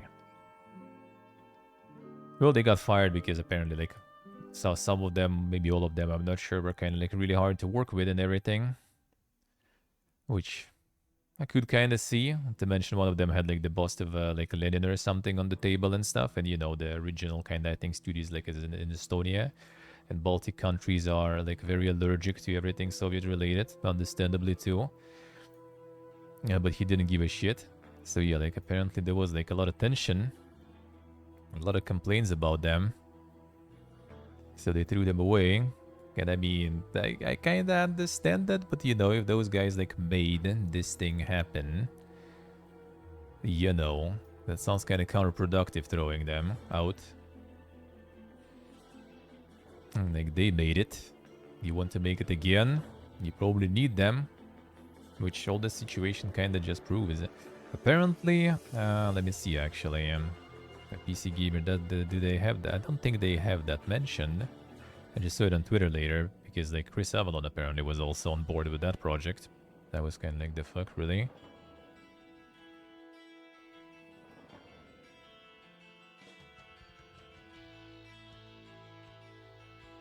Kind of got like the whole,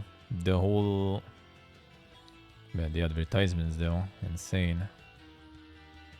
They got the whole a recap of the events, I guess.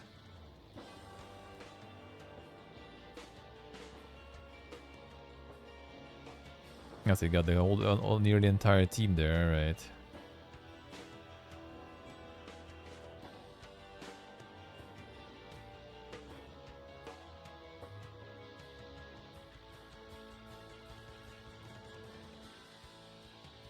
A personal legal dispute between founding members.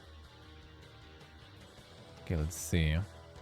Yeah, three of Discali's most senior developers, including setting original creator Robert Kurvitz, lead artist Alexander Rostov, and Final Cut lead writer Helen Hindper, left the company on acrimonious terms. Hosted artists have alleged financial malfeasance on the part of company management, with much of their ire focused on Tonis Havel, producer of Disco Elysium, who had previously been convicted of investor fraud in the developer's native Estonia in 2014. What a twist, man. Home studio management, meanwhile, insists that three were fired for refusing to return to work and creating a hostile environment. The departure of Kurvitz and friends was revealed in 2022. Fan sentiment largely aligned with the hosted creatives, with the backlash against Zaum escalating into harassment and threats against developers still at the studio, which is fucked up. Situation cooled down somewhat with the release of People Make Games' 150-minute-long documentary on Zaum, which featured interviews with senior developers still at the studio who had worked on Disco Elysium. Disco Elysium writer Argo Tulik, a longtime friend of setting creator Kurvitz, gave a raw appraisal of the studio and the hosted writers' respective missteps, asking fans to let those still at the studio prove themselves with their work.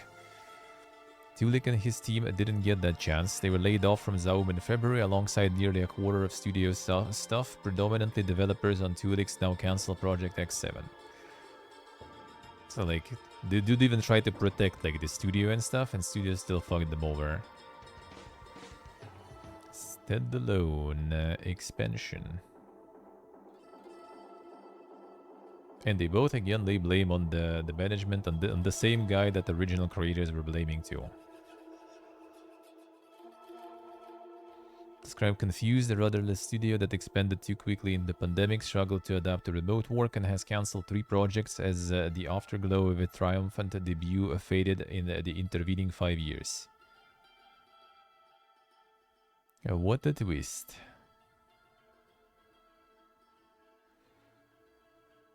I feel like it was the best possible shot at disco-like game without Kurvitz, Rostov and other people that made the original Disco Elysium. 1 second. Musicus. Continue over here.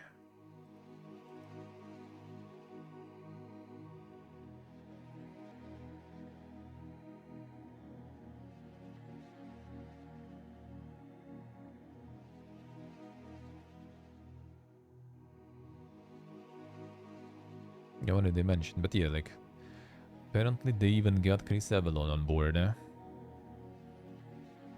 That was interesting, eh? That was interesting.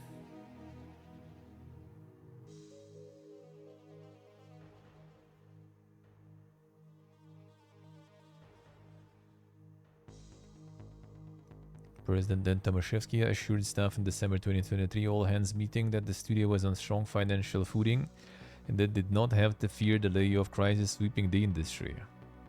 She just posted cup there at the end. They didn't notice. 2 months later, X7 was cancelled and nearly a quarter of Zaum was laid off, primarily impacting the former X7 team. Understandable crisis after following the original creators. Well, who would have thought, man? Executive leadership and management did not provide any information about what was happening. I was very uncomfortable for everyone there. Sequel halted.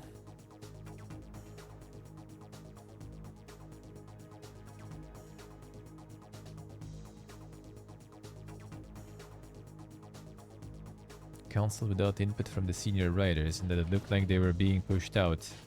So they pushed out all the original creators, like super OGs. Then they pushed everyone else who was working on original. Like I don't understand what's the end game, dude. Like what's the point? Like okay, you're like a corporate guy, right? Like you got like such studio, right? And with like such franchise on the board. Like, why? Like, why would you just like fire everyone who just made, you know, made like you pretty much just like slowly like cutting parts out of the chicken that lays golden eggs, pretty much. Like, what's the point, man? And you're like literally cutting the parts, you're not even eating them or something. Like you just kind of throw them away.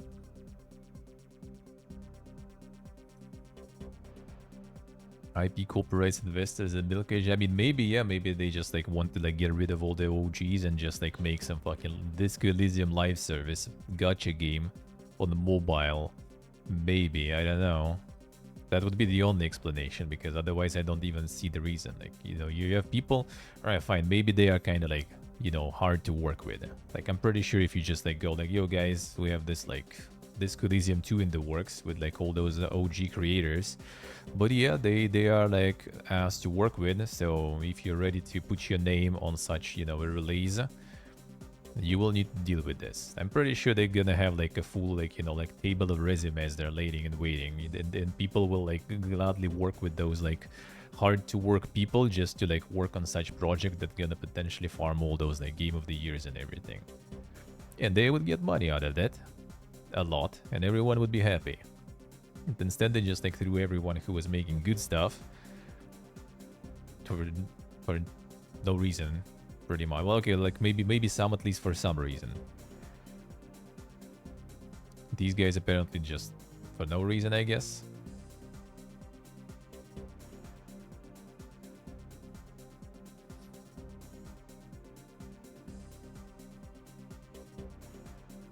Silton SC, huh?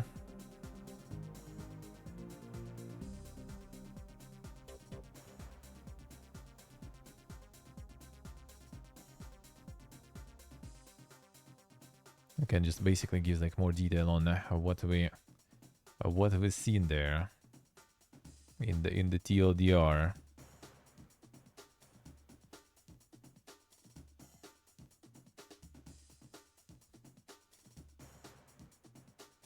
Okay, there was like also sci-fi RPG development under Disco Elysium producer Carl Kender, who after leaving company sued Zaum with allegations similar to those from Kurvis, Rostov and Hinper, before dropping his lawsuit at the end of 2022.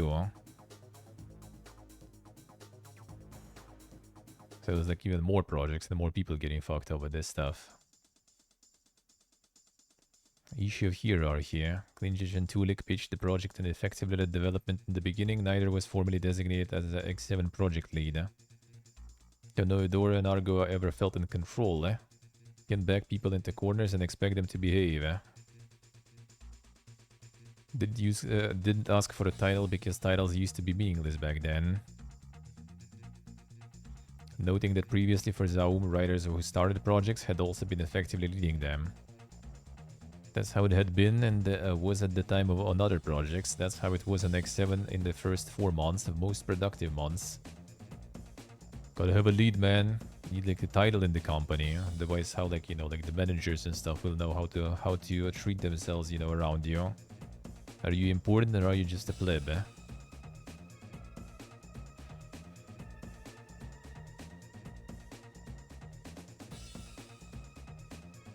Tuli Klinjic and other members of X7 say there was a fruitful collaboration between departments and good progress in the early months of development, despite the extreme workload taken on by the two-person writing team.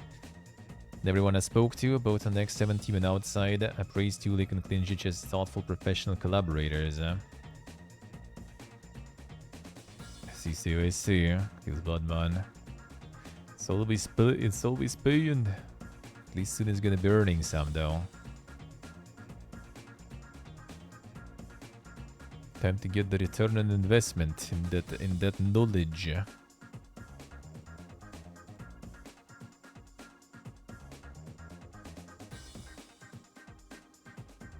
Truth untrue. Unable to directly communicate with X7 team. Zaum became fully remote, with most communication occurring through the company Slack, while management introduced a new project coordinator, creative director. Two had to go through instead of directly communicating with their colleagues. Much of this interference coming from Tony Havel, a disc and producer at the center of the company dispute with Kurvis, Rostov and Hinpere. Indeed, according to Tulik, toward the end of the project, Havel was officially projects coordinator, director, and interim narrative lead. Son. Buddy says that things are going to change, recalled one member of X7 team, but suddenly you have no more meetings with writers for some reason and you're not allowed to send them your work for feedback. In internal docs, there was a lot of shifting around who was responsible for leading the project.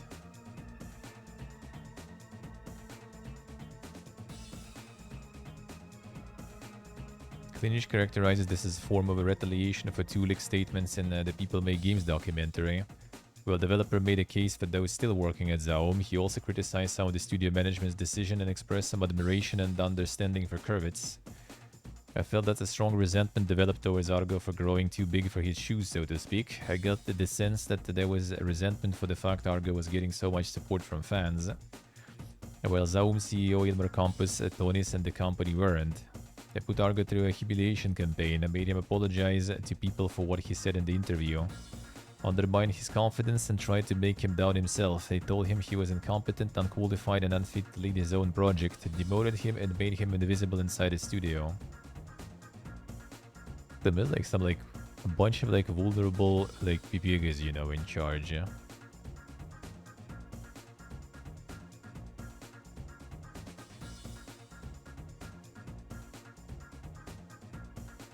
Well-received internal demo at the end of 2023.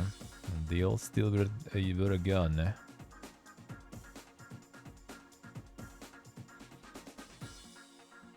Insane, dude. So much PPG stuff. So much PPG stuff. Content Studio Off-Brand launches games publishing label. Off-Brand Games' first title is the sequel to 2017's platform fighter Rivals of Ether. Yeah, so it's the Ludwig with with Fire Software doing their own publisher now. I have a feeling now we're gonna like see a lot. Like the Donkey went first into that. That went well. Like OTK didn't even wait for the Donkey's results and made their own publisher that is like kind of more focused on some like Zoomer, you know, like content creator type of free-to-play games. So now we're gonna get even more big content creators getting into this industry.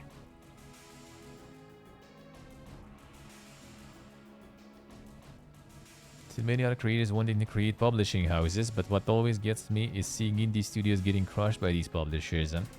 Don't want this to happen anymore, so I'm excited to do this and lead Off-Brand Games in direction where that doesn't happen. a dream for developers to focus on making the best game possible with all the time and resources, then I can hopefully show as many people as possible what the cool game they made is and have people play it.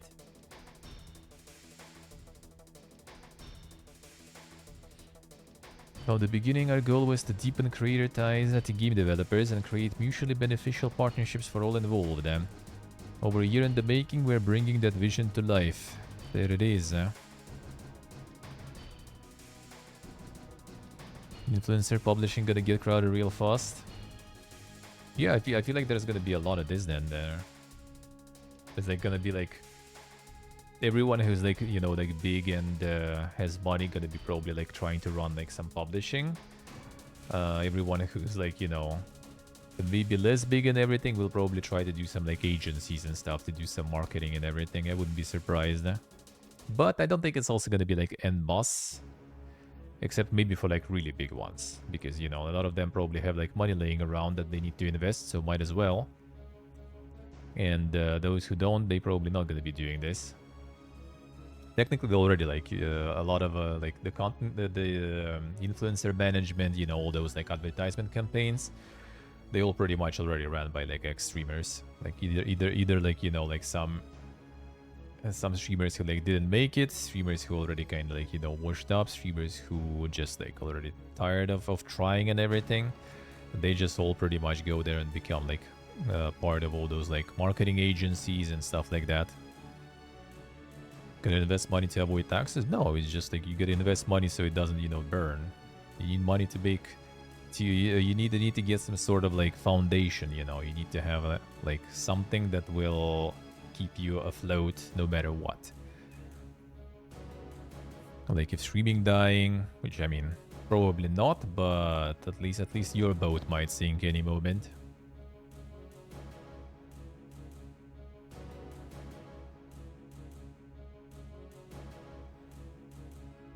But also for taxes they probably already do like, you know, like a bunch of other stuff they did, like buying gas stations and other things, you know. Like you don't really need but like you just have some sort of like counselor or something and they do it all for you. Like you don't even need to do anything about it.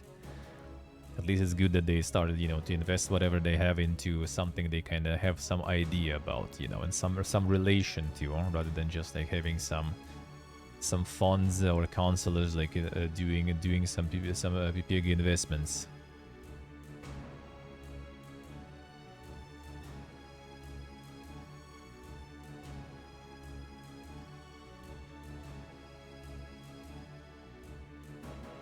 Smallish YouTuber played the publisher game.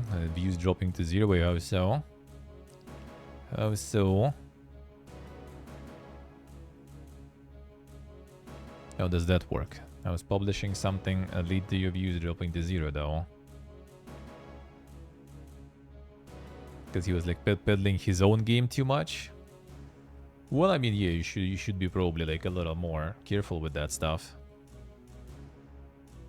Like with something, well, you in general, like you should kind of, you know, have the separation between, you know, what you already were making as a content creator and what you're gonna be promoting and stuff. Like obviously, if you like stuff your content with odds, you know, like 100%, then it's not gonna be really enjoyable to watch.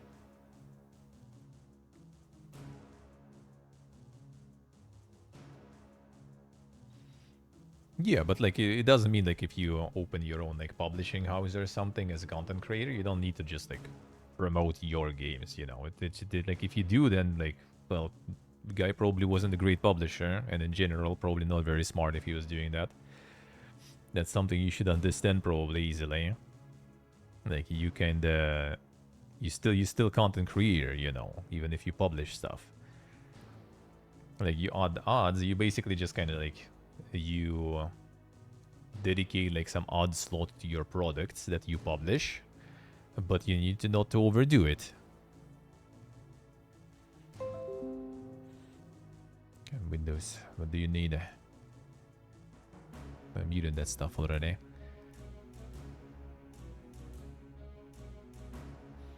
The dumb ones will implode, yeah.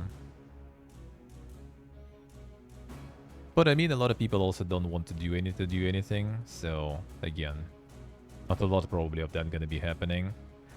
And those that will, I feel like, is the people who already kind of like sort of don't really even want to stream. And remember, I think Ludwig actually said at some point or something that he would just kind of like stop streaming and just move towards like doing all the other things basically going on. Then yeah, then it makes sense. I think for majority is just kind of like too much effort to actually deal with this stuff. And I mean, you probably also kind of want to have someone kind of, you know, professional with that stuff. Like OTK got some guy, the Sibs or whatever, who is also like some corporate experience and everything.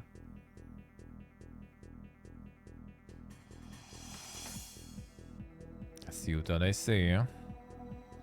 The revenue share.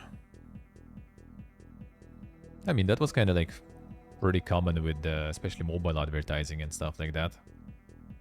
You pretty much kind of just like get the revenue share from them. 30-50% for playing the game, I see.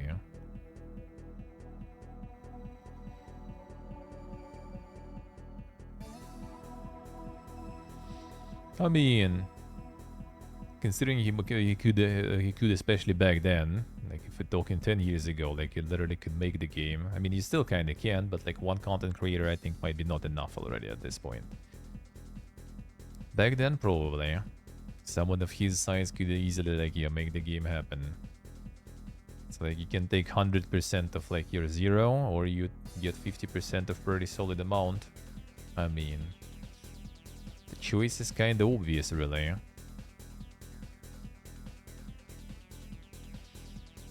League of Geeks goes into hibernation. We are not sure when or if we will resurrect this great beast. So it happened in the end.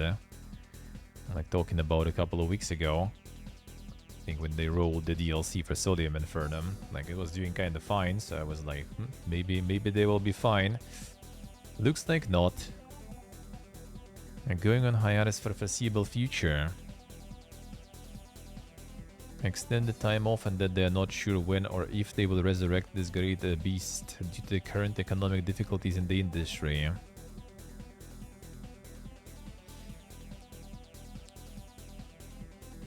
Sodium Inferno released in February, the critical acclaim will continue to be supported with bug fixes and minor content updates, but its sales revenue cannot fund further active development or DLC.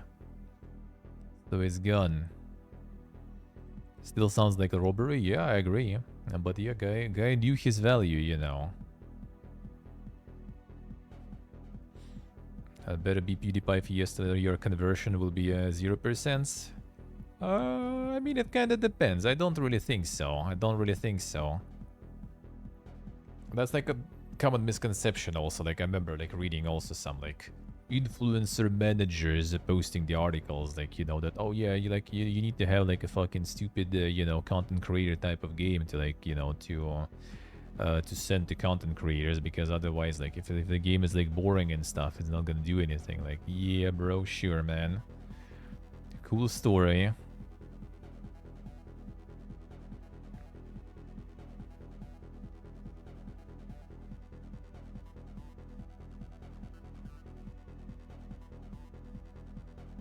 I was going to make memes then.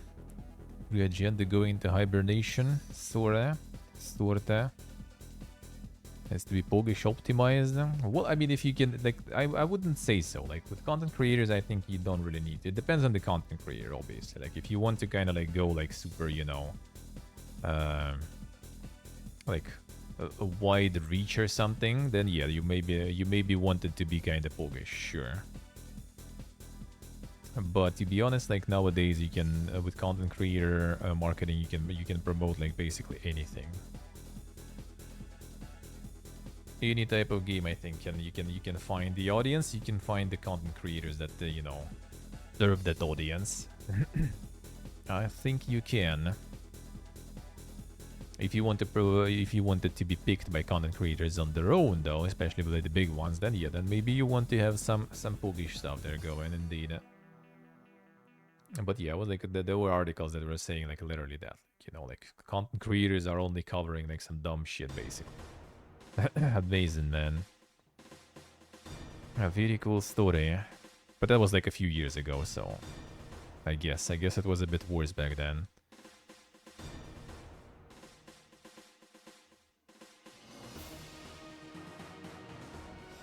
True, untrue. But then again, like some content creators, they can like promote like anything and it will work. It really depends. It really depends. And you also, I mean, it's 50% of it. Like let's put it that way. Like you need to know the potential. Like sure, if you kind of like, all right, my choice is like, you know, I'm making like 100,000, right? And the choice is like to either give like 50k to some content creator, right? And well, like okay, give that 100 sorta, right, to a content creator and hope we're gonna make, you know, like 200 or 300. Or your situation might be, all right, I'm potentially making fucking zero because no one knows about my game. So I'm giving 50% to that content creator, and then I'm making 100k that I give half to them. You know, that's a little different story. Like, if you know that you're gonna make money and you go, like, give 50% to someone, that kind of, like, is it worth? Should you? But if you don't even know if you make anything, then giving half to someone who will make it guaranteed that you make something, that's already a bit different story. I would say, like, if you're just, like, making something and you approach, like, yo, we'll make it happen. Like, if you're so sure in your own powers, sure. Yeah, but I feel like for many people, it's probably, like, better to just, like, alright, fine. You get, like, half, but make it happen.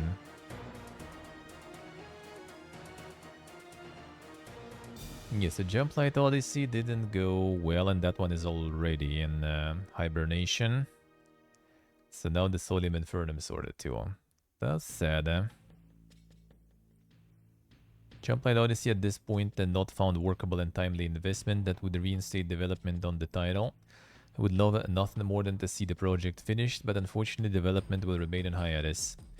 Aiming to bring it out of early access at some point in the next 12 months. It's unlikely to be the fully released version 1 release we had originally planned, though we will try to find some way to tuck the game in with our limited remaining resources.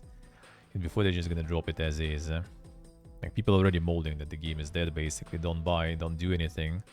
If they just like drop it in pretty much current situation as a release, that's gonna be a giga molding. I mean, rightfully so. Armello will continue to be online as well, with plans for the Armello board game unaffected by the changes, and is being handled by King of the Castle Games. Hey Zakmak, hello. Vast majority of our team moved on to exciting new endeavors, and those who remain are going to take a well-deserved break over the next few months. Making video games is hard, excruciatingly hard these past few years, but the smart, lovely people we got to do it with, both inside LOG and out, made this crazy business worth it every single day. So yeah, that's a Sadgia, man. That's a Sadgia. Okay, the founding member died also. Totally not having a break there from the shitfest.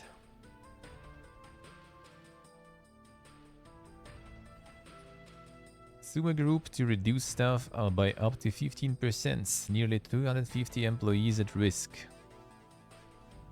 And another one. I was even acquired by Tencent in 2022. Not enough stonks. Need more.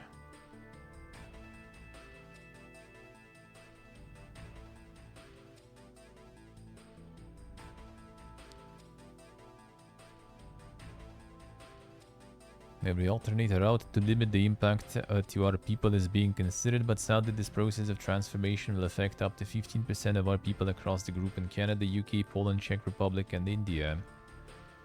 Incredibly challenging process to go through for everyone at Sumo, and our focus is now on supporting our people and working with our partners on their games as we move forward to ensure we emerge from this difficult time ready for the future.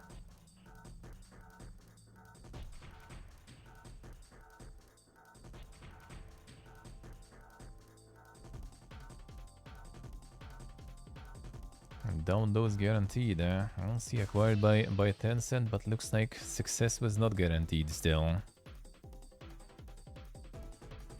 Sumo Group closing Timber Games and Update Studio confirms shutdown. So, not only that, but also closing some studios. I learned today that Timber Games is closing and our entire studio's team of exceptionally talented and wonderful people will no longer be employed.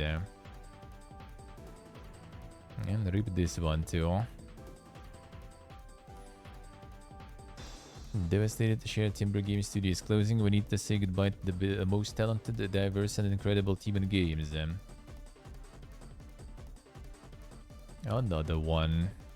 Kind of felt like it like slowed down, I guess, with all this shit, but nope. Seems like the Fiesta's still going. A UK digital rights campaigner sues Valve for £156 million over alleged anti-competitive practices. Claim accuses Steam maker of market dominance and overcharging consumers. Damn, the market dominance. Yeah, Gaben, relax. You should like put some Epic Games odds or something on the front page. Stop dominating. What is this? Steam is facing collective action claim. Valve is rigging the market and taking advantage of UK gamers. Stop this unlawful conduct and have people get back what they are owed. Forcing publishers to sign up to pricing restrictions in addition to charging publishers commissions of up to 30%. I believe that Valve has been unfairly shutting out competition for PC games and in-game content, which has meant that UK customers paid too much for these products. Hey, Rajan.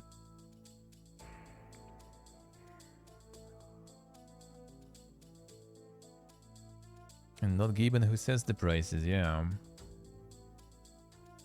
That's different story. That doesn't matter. It's all his store. It's too good, man. He should stop. He should stop being good. Get the money back if Steam loses. Well, apparently, yeah, they're supposed to. At least people who joined the lawsuit, I guess, gonna get money back. Not sure about everyone. To be honest, not sure if they're gonna win anything. I mean, to be honest, it's kind of like, I guess like Amazon already kind of like taking like, you know, full huge market share and like a lot of markets out of this like out of the internet stores, right? No problems, and no one's like really caring about it. So I don't think they gotta do much about it.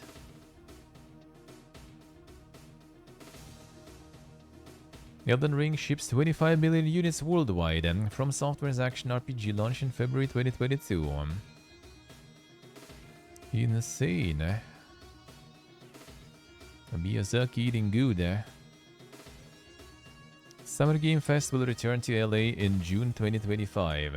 Play days will also return, as well as live stream showcase for fans to attend. Who would have thought? And Geoff will continue trying to create a new E3 with all its flaws. Without trying to adjust it. Now, V-Rising tops UK charts in May. Damn, the V-Rising actually. Going ham. And beat FIFA even. That's still like the old dog shit FIFA. Everyone's already waiting for the next one. Fallout 4 still up there. Insane.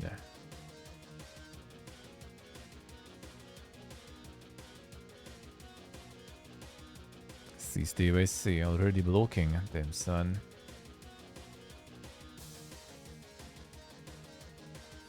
Epic Games Store and Fortnite coming to iOS and Japan next year. Follows the passing of a new competition law in Japan. Oh, damn, Apple got fucked in Japan too. I love to see it, man. You love to see it. Similar to European Union's Digital Markets Act, that will allow third-party app stores on the App Store. There it is.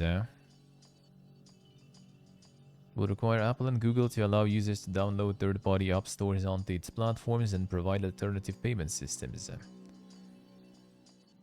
Fortnite will now return to iOS and Japan and UK next year and EU this year. Epic CEO Tim Sweeney commented on social media. This is a new free world from the point of view of app developers and users. Son, as usual, needed to add some dankness to this.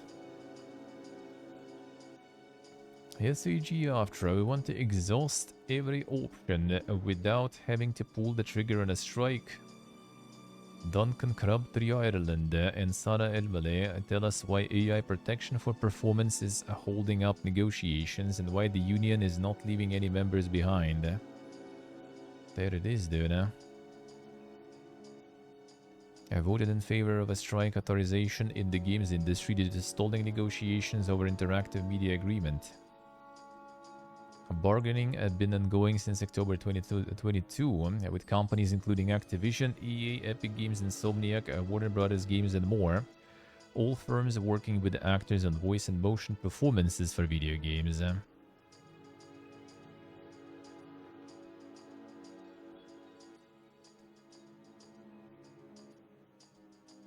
The line is drawn very clearly in the sand around AI is an issue. Both brought a number of proposals in this package, and we resolved those over many months of bargaining, and things have really narrowed the focus and scope to the issue of AI and whether the bargaining group is willing to extend protection comprehensively to all members and performance within SAG Aftra. SAG Aftra Executive Director and Chief Negotiator Duncan Crabtree Ireland tells us there's been proposals back and forth in the past couple of months between the union and companies, in particular regarding AI. But unfortunately, as Sarah alluded to, the core issue hasn't been resolved. And that core issue, if you really boil it down to its essence, is that as a union, our expectation and our demand is that all of our members be protected with respect to AI. And there are fundamental protections that we expect to see in all of our collective bargaining agreements with all of our employers, and that need to protect all of our members. Companies have agreed to many, if not all, of those protections. Crabtree Ireland explains that some have refused to extend them to all of SAG Aftra members who are working under those contracts. And as a union, we are not leaving any of our members behind in the process of negotiating these kinds of protections, and frankly, these protections shouldn't be that difficult to agree to. They are basic. Since that time, we've negotiated these types of protections with the major record labels without having to go on strike. We're negotiating them with the TV animation companies without having to go on strike. We've achieved them in other agreements, like a Replica Studios agreement around video game voice replication, and we've embedded them in the new tiered interactive media agreement. And since that time, a number of companies have signed those agreements. So it continues to mystify me why there is such sort of aggressive resistance to providing just basic protection, respect and comfort to people so that they go to work. They are not putting themselves out of a job by enabling a company to use them to compete with themselves for the next job. It shouldn't be so difficult.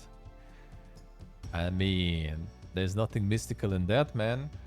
To be honest, it is actually very simple. Why?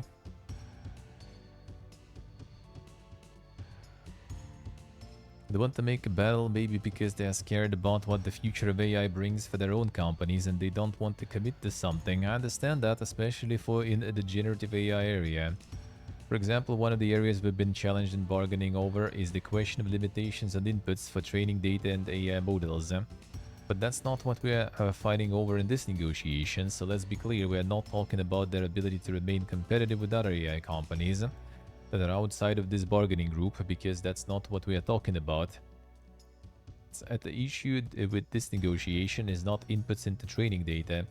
The issue in this negotiation is the idea that when a performer is engaged to work for these companies, that there should be limits on the use of that work without consent, without fair compensation by the use of AI in subsequent projects and things like that. Very specific kind of protection that's unique to performance in a lot of ways and is entirely consistent with what we've sought and achieved with these other big companies. Ironically, several of which are owned by the same parents as studios and streamers who've agreed to those very provisions in films and television work.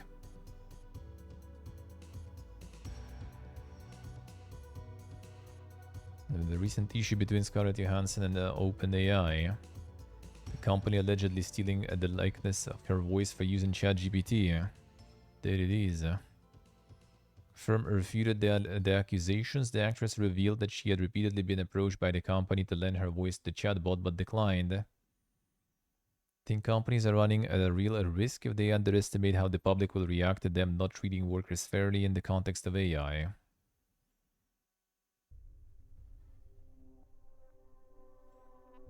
Johansson's plight highlights a less discussed risk that AI presents for performers. The scenario where you go to work and are actively providing material that could potentially be used to replace yourself, which is terrifying. So that scenario must be accounted for again for all performance, and some partial coverage has been gained so far there, but it's a question of not leaving anyone behind. However, the other potential aspect that needs to be accounted for, and that we have in our proposals that has been repeatedly rebuffed, is around that scenario where in this case they ask it was really less of an offer than a threat. Scarlett and be like, I would like to hire you to do this, and she said no, and then they turn around and simply get something approximate out of generative AI system without her even having provided those materials in the course of her work with them. Damn newer, the dedication. So the question of prompting a system and asking to invoke a performer based on any character that they are known for, or based on their name itself in a way that's really recognizable and obvious inspiration, that scenario also really needs to be accounted for. And that one we're still looking for really significant movement on.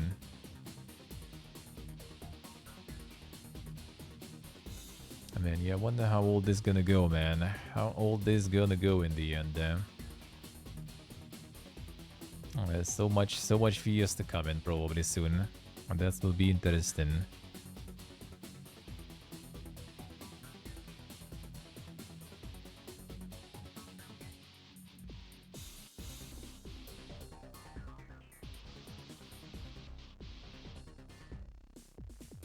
True, save true, huh? At least the works are going though, in the direction of the AI stuff. But there sure will be a lot of work needed, because yeah, you can like get that stuff so easily. You can get that stuff so easily. Imagine like competing not just with other like actors and stuff, but competing with yourself, just your AI self. PlayStation adding Discord voice chat direct from console. There it is, man. Support will roll out over in the coming weeks, starting in Japan, Asia, followed by Europe, Australia, New Zealand, the Middle East, and the Americas. There it is. The PlayStation screen share. Oh, that will take some time, probably. Paper Mario: The Thousand Year Door debuts at number 1 in Japan monthly charts. What's in Japan? Switch. Only one PS5, huh? And that's Stellar Blade still. Insane. Yeah, they have their own, you know, atmosphere there. They have their own market and everything.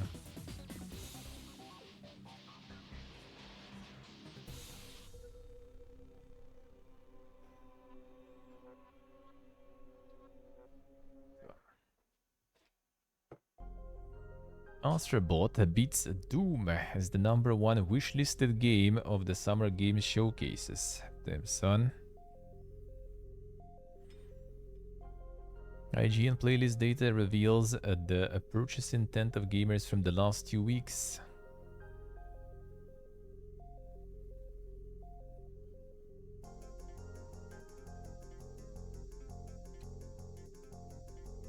A backlog and play activity tracker is available on the web and via mobile app.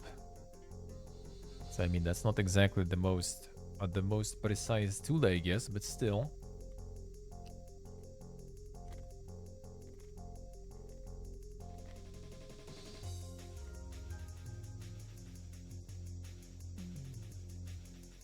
The rest of top 10 dominated by games that featured an Xbox showcase. Number 2, Doom. Gears of War. Number 3, Perfect Dark. Number 4. Just count people who wishlisted games during this 2-week period. naturally favors new games that were announced over the past 2 weeks. Yeah, Call of Duty at number 9. Call of Duty is dead. What did you buy, Phil? Why?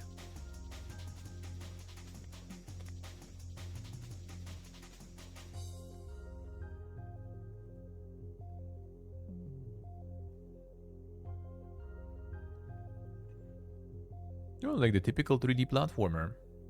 People love that stuff, and Nintendo lives on that shit still.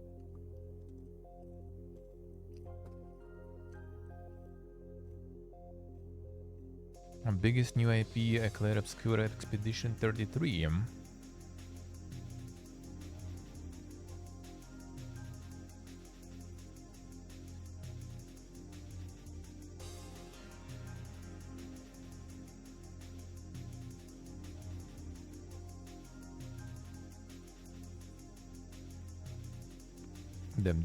Our favorite 3DS simulator is not even making it. Not even making it there.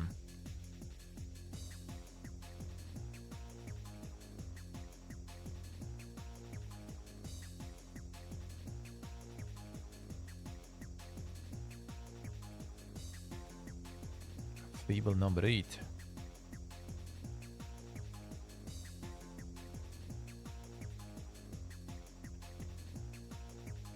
And then people not pogging that hard over Indiana Jones though.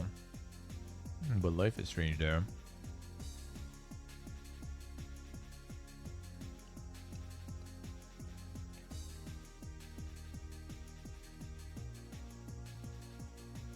The Gears is kind of like, it's the same as Halo, I feel. Like, you poke in for a Halo? Like, I never did. Same with Gears, really. And for some people, that's like, you know, that's the staple. Like my friend, for example, is like losing his shit, basically. And with Gears, never got into Halo, though. But with Gears, he's a huge fan.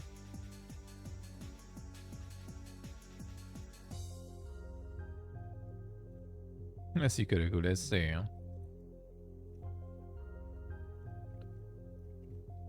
massive, you know, nostalgia.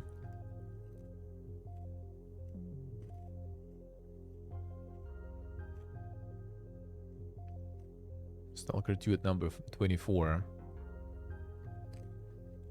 I mean, I would say that kind of is descriptive, you know. Like Stalker even behind or something like a VOD, for example, that is very niche, you know. Like, I don't know, it doesn't really like... Then why console people? It's all the people, though. And PC too. Well, it's surprisingly low, yeah, true. Well, Wilds was announced before, though, right? Like, this was literally tracking... Actually, that probably might be the reason with Stalker, too. Like, because it was tracking the 2 weeks during the conventions. So, like, whoever wishlisted it before, they didn't count. It's basically just new wishlists over the two... weeks of conventions, basically. Like, week 2.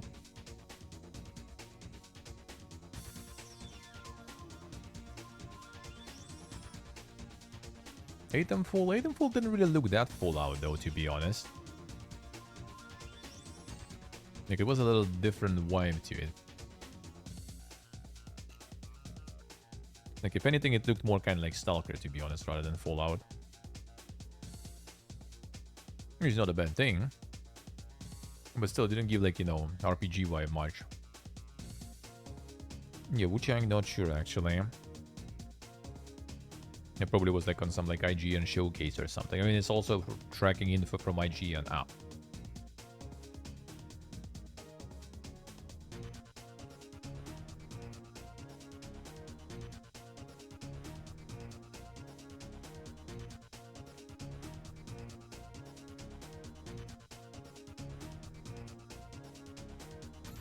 Number 4 wishlisted them. Oh yeah, that's it. This basically like everything that was announced already before is not farming that much. Like Wilds was announced before, they already got their peak of, well, not peak of wishlists, but like, you know, huge influx of wishlists. I guess same kind of because of like the Indiana Jones here too. Like it's mostly like the ones that are farming are the new ones. Doom wasn't, now it is. Astrobot wasn't, now it is. Gears of War, Perfect Dark. I guess Assassin's Creed was actually announced before. But that's Assassin's Creed, that shit is also farming all the time.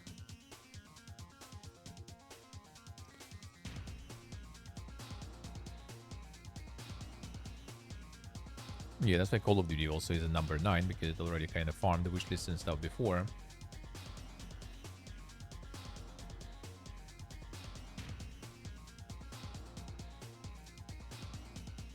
Well, back then probably there was no op or something to do those wish lists, say, most likely. I would assume. Polaris is a co-op PvE shooter, coming to PC this year with fully destructible environments. And another one. It's time to get like the... They did some sort of like gambling startup someone should make, but like, you know, like, I don't know, like CS skins or something, Steam skins, that you can bet, you know, on how the games will perform. There you go. New startup, boys. For some scamuzzing.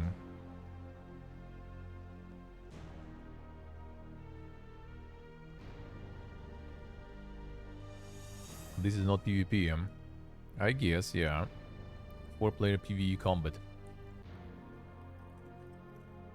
Another one.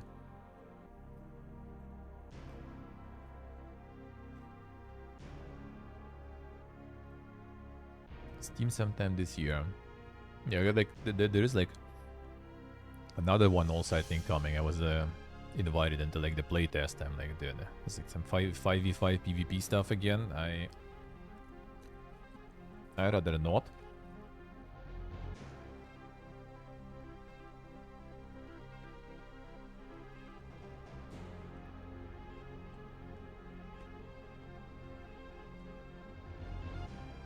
After Stalker, people got wise to the dormant talent in like the Eastern Bloc countries. Would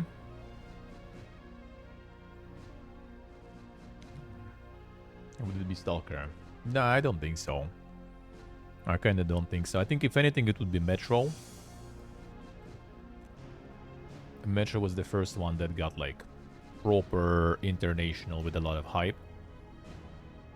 That would be like in the more niche things, that would be something like Heroes of Might and Magic 5. Alods, like MMO for example, right? But that's like very niche also. It's not something like, oh man, there's like some talented devs there. It's more like kind of, oh, all right, they can do these kind of games, you know, can do them kind of good, huh? But yeah, I think it's Metro. Like Stalker is nice and everything, but like I really don't think that until like pretty recently, people like from the West really even knew what Stalker is, honestly. Like localization is complete dog shit, you know.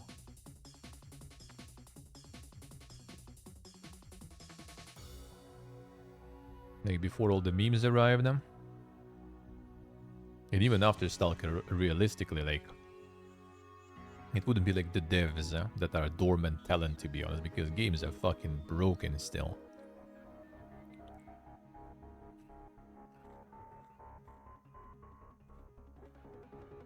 No, I mean, maybe German localization was good though. But like, I'm pretty sure that the English one is complete trash. Like, I played it with English localization. Because voices are Russian anyway. Were Russian anyway. So I put the localization on for text and everything, and like, quite often I think I in the end just switched back to full Russian just so I translated myself, because it was complete trash.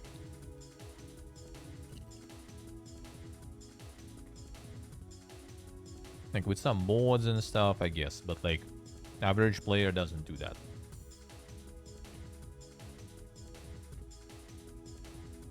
Like Metro, in my opinion, is when it actually like was, oh shit, yeah. That's why Metro got all those like redux and everything.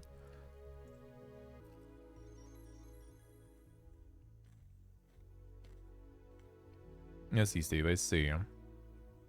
Like I know for a fact that yeah, like back home, like Stalker was huge. Absolutely, it was like on every magazine, everywhere. Stalker, Stalker, Stalker.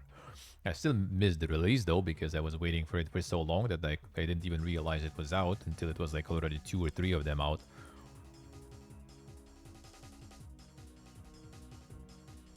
Yeah, Zodiac, yeah.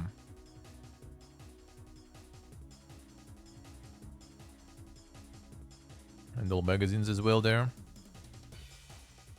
Maybe it also depends on the part of the Germany, maybe. Oh no, on all of them, alright. Read the book, never played the game, I see. You even read the book, that's already like, you know, like Strugatsky's books, like it's, you know... I mean, they're really good, but yeah, I don't think a lot of people, you know about that stuff. And you never played the game still. Like, I do think, like, Metro was mainstream stuff. Metro as a book went mainstream, because, I mean, I think if I remember correctly, I was reading Metro book in Swedish translated.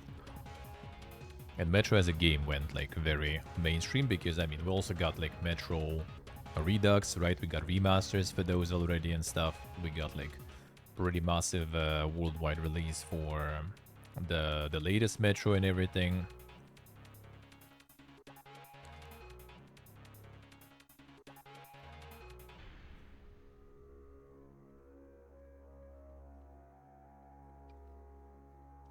Stalker didn't start on Steam. Yeah, but you can compare it with some other games that also didn't start on Steam.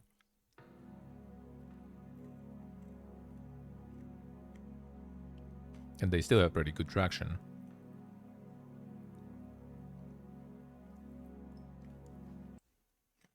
And also, like, pretty huge market is console market.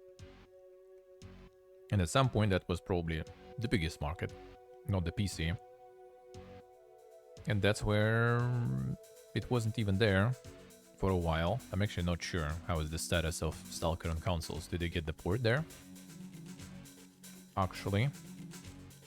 Because Metro, again, is everywhere.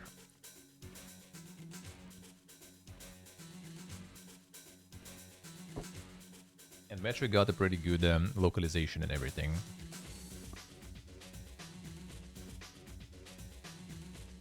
Well, GOG is not the...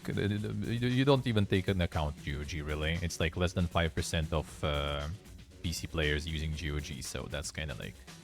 That's, you know, the statistical, you know, fluctuations. Like, Metro is the huge stuff. Stalker, like, I do really like, I mean, I also for a while, right, like with the, the gaming stuff, and until, like, you know, like the cheeky breaky memes went hard, I would, like, you know, later, like, Boris appearing, I would, like, Seth doing Stalker review and stuff, and, like, until those times, you just, like, barely heard about it. Yes, I see. Well, the thing is, like, gaming magazines also, like, they cover a lot of stuff. Like, gaming magazines also cover, like, games that are, in the end, like, not even, like, that popular. Like, who is publishing, actually? Let me see. Aman did his homework.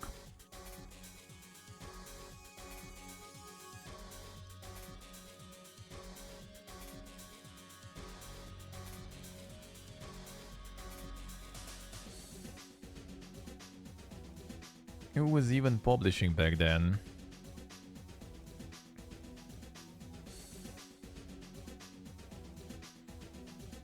Yeah, the very first one, let's say.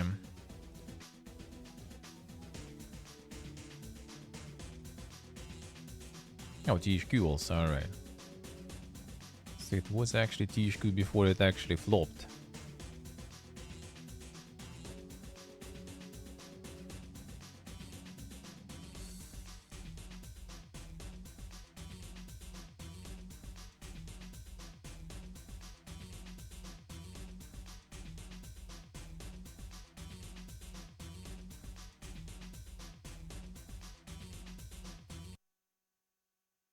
Oh, they still didn't port it even. By the looks of it. Like, if it would be like such a banger and everything, that shit would be already ported many times for sure.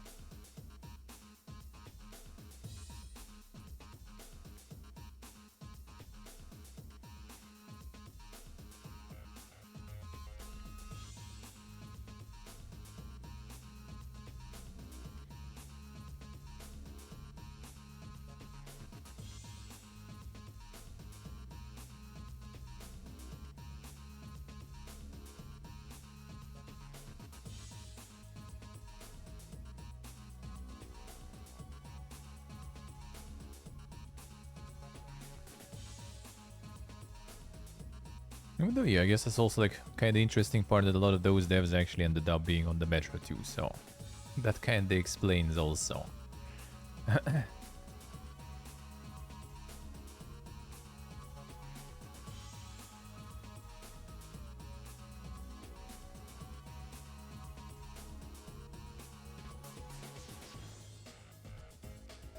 Not the shit parts of any magazine.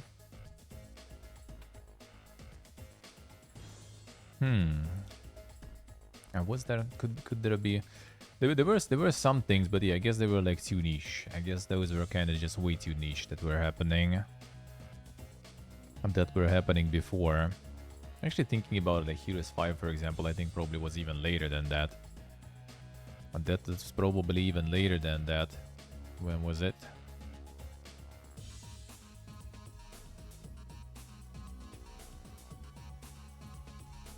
Oh no, actually 5 was before that, I guess. Alright. Just 1 year before though. Not much, not much.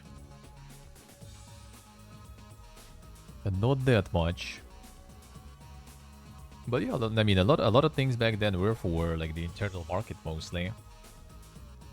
Mostly were for internal market, but that is indeed true. And not a lot of things were going global that much. Well, I mean, and like the huge reason also I would say was because of the shit localization, which continued really with Stalker. And again, like only like I think Metro got like the good quality and everything going, and that actually brought, you know, way more recognition probably. And yeah, I think it's also kind of like, I mean, maybe that's the thing. Like I just don't really think that it's like some devs of some particular countries or something are considered, you know, like better or worse or something. I think like back then it's just like no one probably was like looking in some other markets that much because like there wasn't that much developing, you know, in general going on around back then. So you didn't even need to look to other markets back then. You had enough workforce inside the country to oversource things and everything. And then nowadays, yeah, nowadays people oversourcing all over the place. Like I don't think like, you know, some successful projects for some countries suddenly were like, you know, like some dudes from like some EA or something. These guys can make games there. But I guess that kind of worked with Heroes though, because they just like took the studio that did some like local RPGs, basically Allods and everything, and just got them licensed to make Heroes 5, and they did, and it actually did really well.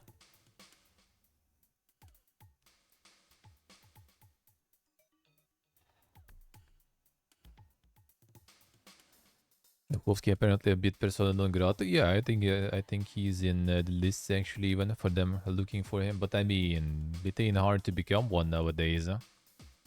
It ain't hard to become one nowadays, dude. Like if they would be really digging deep enough or something, I would be one too, probably. You know. It ain't that hard. It ain't that hard. Not to mention you can just like, you know, pull it out of your ass, no problems. Anything. Anything can make you persona non grata. And yeah, I think in time it just kind of like, basically they just started going to the places where development is cheaper. That's it. Even Larian and stuff had the offices in like Petersburg and everything. And even now when you look at a lot of those companies, they still have a lot of offices all over the place. Like fucking Saber and stuff working on Space Marine. Still there. Still there, still recruiting and everything. Saw their job openings there.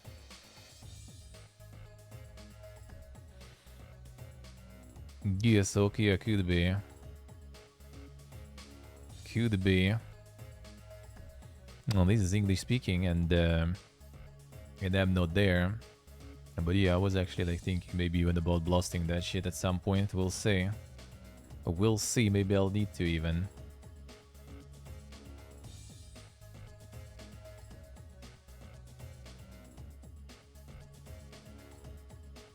Iltushter my wiki, yeah, that stuff was also pretty popular.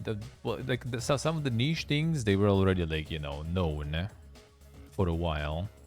I mean, it's kind of the same as like people right now with Tarkov and everything, right? It's still fucking huge and everything, and it's not even on Steam, and people still going and buying that stuff. Even I wouldn't go and buy that shit that way. People still do, huh?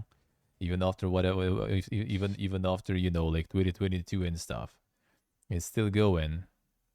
So yeah, I think it's kind of like, yeah, the game succeeds no matter what. It doesn't stop it really from succeeding and stuff. King's Bounty is, yeah. King's Bounty remaster was made by Katauri, which also made like Space Rangers and a bunch of other dang shit. Sadly was closed later though.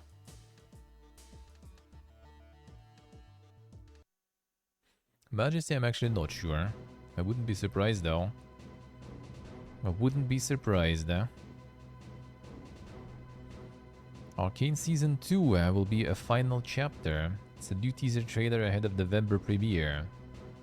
So it's gonna be the final. Yes, Season 2 build is the final chapter. Then they're not even planning to get like 5 seasons like with Fallout show. Damn son.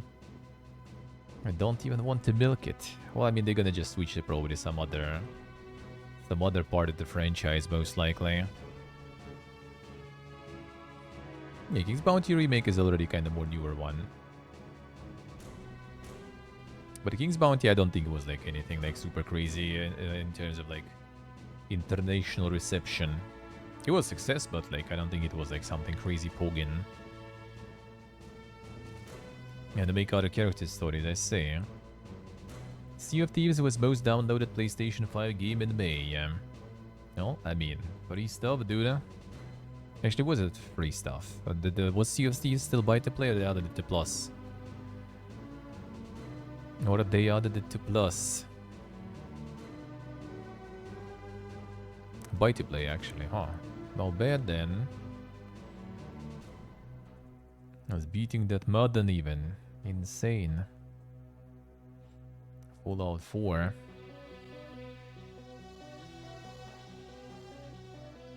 As the free weekends? Yeah, I remember there was like something about it being kind of like free, at least for some time, wasn't it? Maybe I'm wrong though, but yeah, if it's like... if it's buy to play, that's a good result then. That's a good result then. Well, best sellings itself.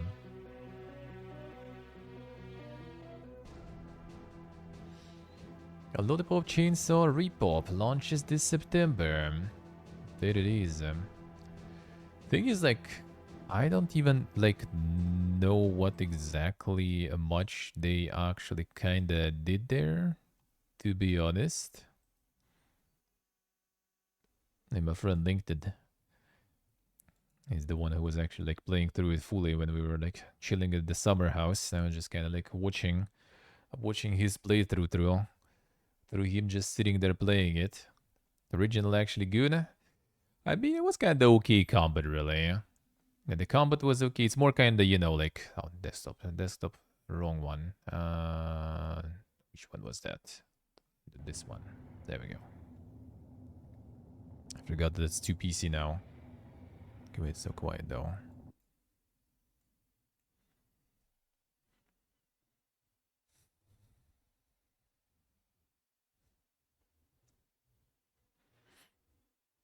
But it was like pretty much just, you know, full meme fiesta. It was meme fiesta with some fun service and everything.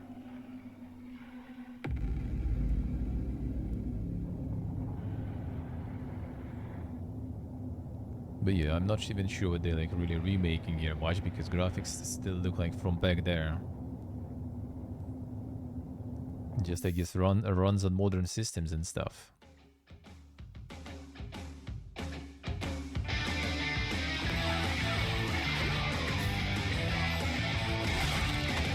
The combat system was alright though.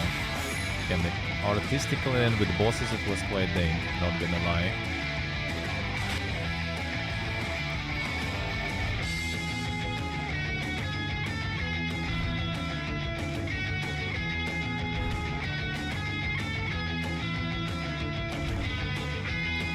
And yeah, that was Suda, man.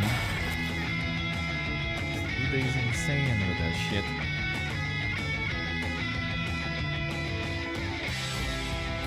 Oh, the dankness, man.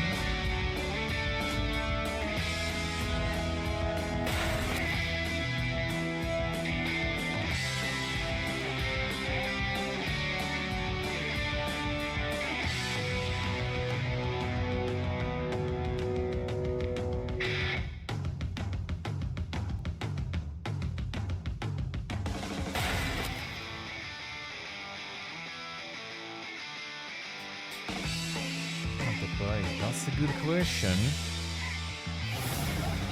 But yeah, that they really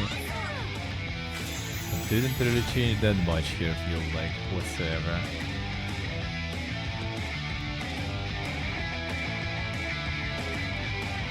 And digital release, I'm not impressed. I mean, yeah, it's kinda like nothing super crazy. If like the price is okay, you know, when you're into for some like meme shit, then it's alright. Other than that, yeah. Yeah, like the thing is like they actually didn't want to change much stuff in general, like in terms of how the game is being played, which is a good thing. I respect that. Suda said it in an interview that we read. But yeah, it kind of seems that they didn't want to change, you know, way too much, feels like. And yeah, like even the graphics look like back then. They just like got the resolution and made it run. That's it. There's a Switch version also there. Well, I mean, that kind of also explains probably why graphics are like, you know, from 15 years ago or something.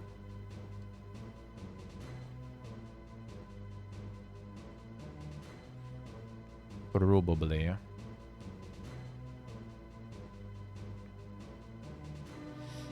Treyarch found out about Black Ops 6 on Game Pass shortly before announcement.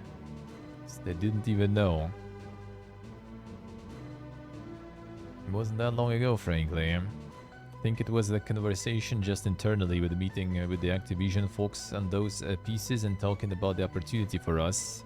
It was more like, what does that mean? And they didn't know.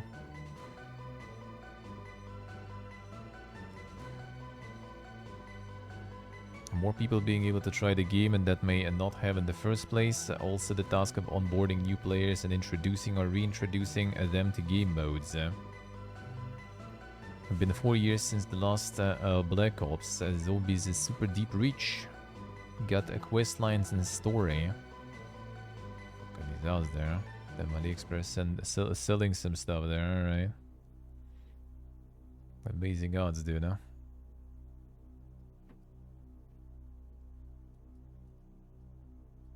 Sometimes we take for granted that a lot of people play Call of Duty and have been playing Call of Duty before. Oh, they'll get it, you know, they've played this before. So I think it has forced us to re-look at some of that.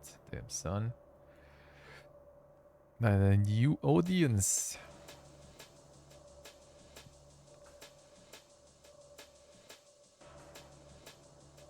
Damn, say the defense there. Yeah, that would mean that they will actually do that. I kinda doubt that. I kinda doubt that. Black Ops 6 campaign won't be a long one. Ah, damn, son. Tell us something new, I guess. Is it gonna be close to the record holder now? Are we gonna get a little better? And the game's netting out in the kind of length of a classic Call of Duty campaign. Into team notice players care more about with the Call of Duty campaign, eh? Variety is a big one that we heard from fans. They don't want one note for your experiences. Luckily for us, Black Ops kinda lends itself to that. Where you can do your heist mission, your puzzle solving and stealth, and your big military incursions as well. Well, they want a lot of freedom, and they want a lot of variety. They also want to get taken on a roller coaster rides as well.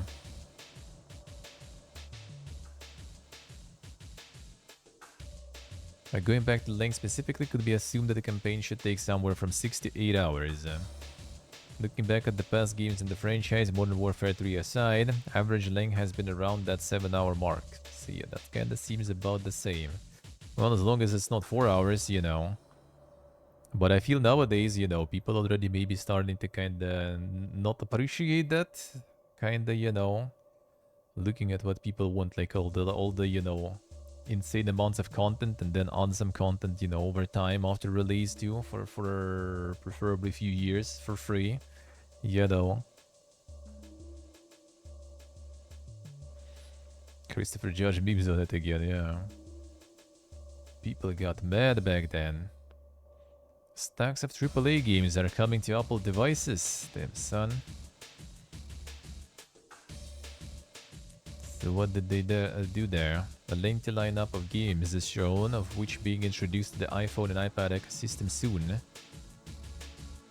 Dead Island 2, Sniper Elite, Withering Waves, Assassin's Creed Shadows, Control, Pal World, Resident Evil 7, Riven, Prince of Persia, Lost Crown, Valheim, World of Warcraft. Damn, son.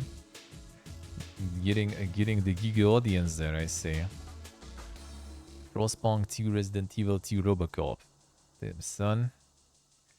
Widely expected, this is just the tip of the iceberg. Apple's technology becomes increasingly intelligent. Assumption is that the roster of top-tier titles launching on the iOS store will skyrocket.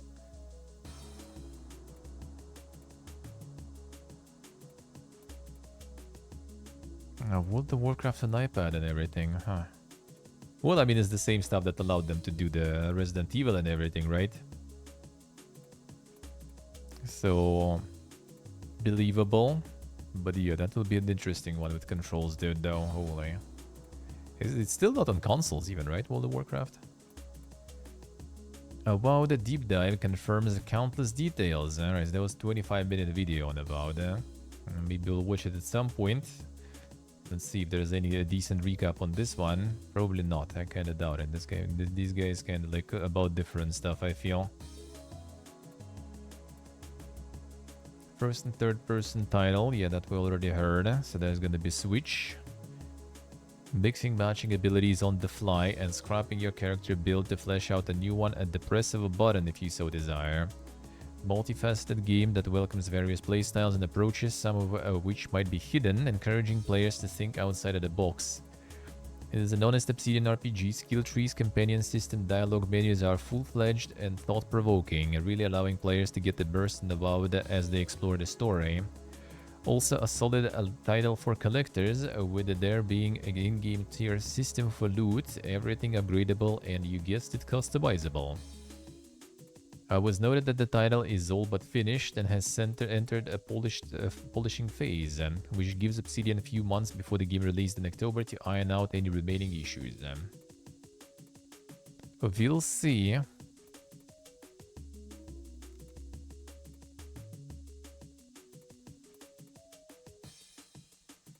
A VIP swim shorts, hell yeah.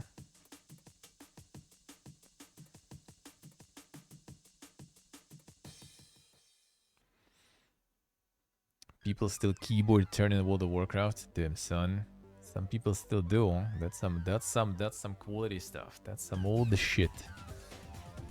Resident Evil Village hits 10 million units sold globally. There we go. They count the iPad now and the iPhone too. Oh, yeah, looks like they do. Insane. Suicide Squad Isekai anime series premieres on June 27th. Damn, son. Suicide Squad failed as a game. Now we're gonna try to get the weebs on. Let's go. First 3 episodes premiering on June 27th, and fans from the United States will be able to watch it through HBO Max and Hulu. Fans in France, the infamous weeb country, will be able to catch the series through ADN. HBO Go for Southeast Asia, Taiwan, and Hong Kong. Mostly the fans in South Korea can expect Suicide Squad Isekai to air on Ani Plus and Loftel. There it is, man. There it is. See when they're right.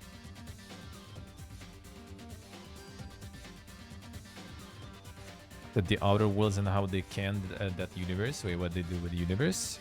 What did they do with Universe? Why can't the Outer Worlds 2 is in development? I'm gonna check it window, I see. Relax. Call of Duty Black Ops 6 install size isn't 300 gigabytes. Damn, son. Yeah, already like for like a year and a half or a year.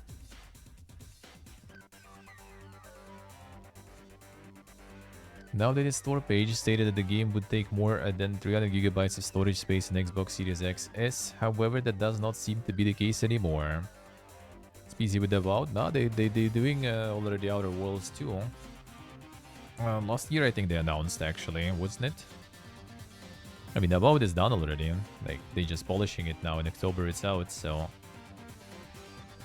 Then that's not even all of it. I think there's something else in the works there too.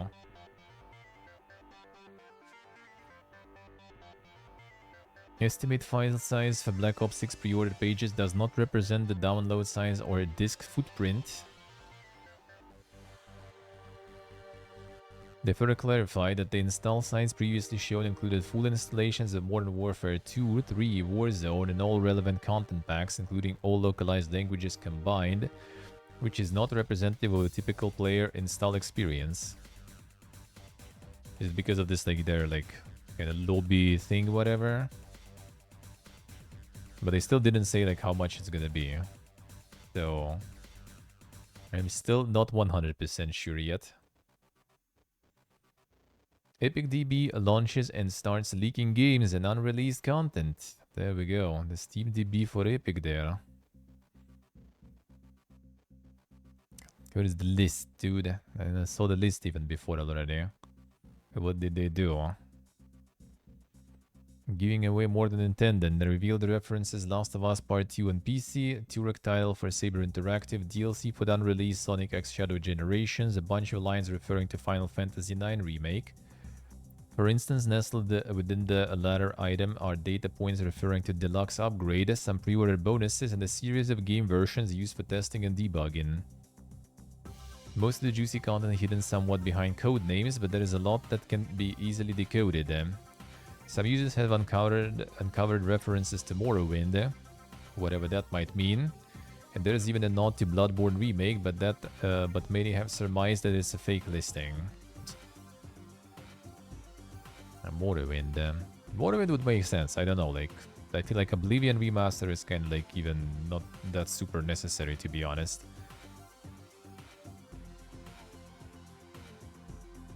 That one is fake, but the rest is real. True. I mean, who would even like put it there though? Hey, quote me. Like, it should be probably like, it couldn't be probably like some random guy just going in to Epic Game Store, like, oh yeah, let's start the page and just put the title, you know, Bloodborne. Doubt it. But also, why would you put it like that early or something? Unless it's already like very, very, you know, in deep development, really.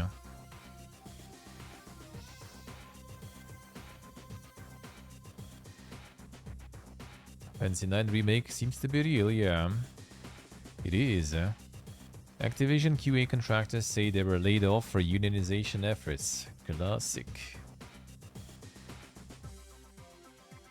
Laid off in retaliation for attempting to unionize. In addition to the layoffs, it also been alleged that Lionbridge offered workers a severance package that required them to agree to overly broad confidentiality terms and to waive rights protected under the National Labor Relations Act. This practice has been ruled unlawful by NLRB. Classic, dude. But like, sometimes you think, like, you know, oh, man, it's like self-employed all like for already at this point 15 years and stuff is like is tiring and brutal. But then you look at all this stuff and, you know, at least, like, you know, if someone like, you know, fucks you, it's kind of mostly like you fuck yourself, or, you know, just kind of like your luck and everything. Well, life, you know. But when you work like somewhere for someone, there's also some like foreign, you know, unsolicited dicks also fucking you, and that is not that fun. Wuthering Waves has hit 30 million downloads.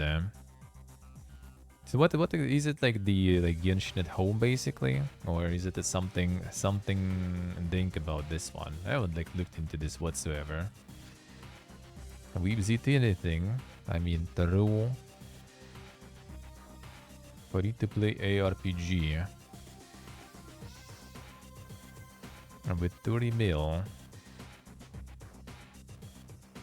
Story-rich RPG with a high degree of freedom.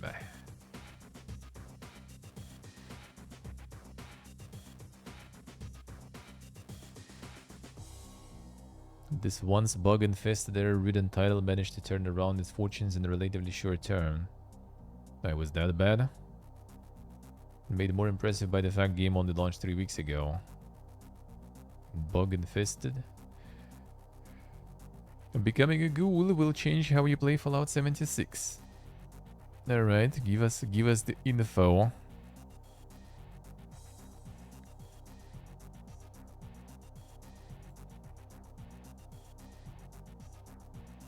Traditionally, Fallout players will do everything possible to either avoid radiation damage or to mitigate its effects as far as possible. I mean, not exactly in 76 though. To that end, they'll don suits of power armor, consume radiation blocking chems, simply steer clear of nasty irradiated points of interest. However, ghouls, yeah, that says me just like chugging the dirty irradiated water on my play sessions there.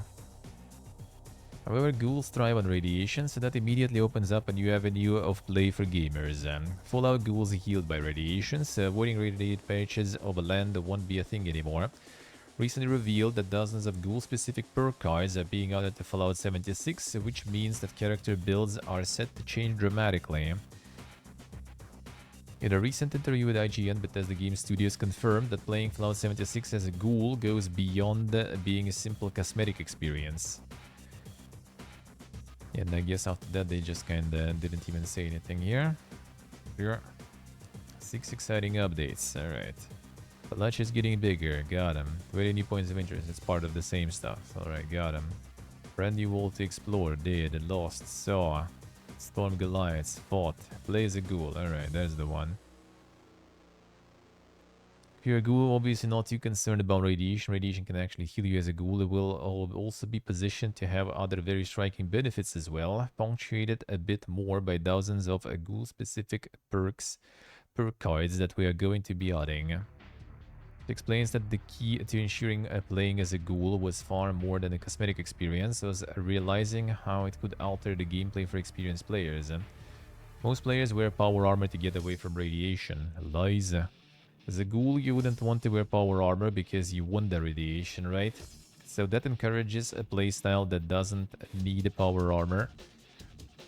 And frees up a ton of perk points that can be used in a bunch of different other ways. How long was the news story? Well, basically like what, when I started? Thursday, right? I think I started. So like 4 3-hour sessions, but out of those 3-hour sessions, I guess like half was mostly, you know, just like doing some other stuff and being sidetracked. So I don't know, 6 hours maybe even less if you just kind of like, you know, focus on it. That was kind of the same, I think, when I was doing the Brotherhood of Steel story. Like part 1, I think, also took like 6 hours or something. So that sounds about right.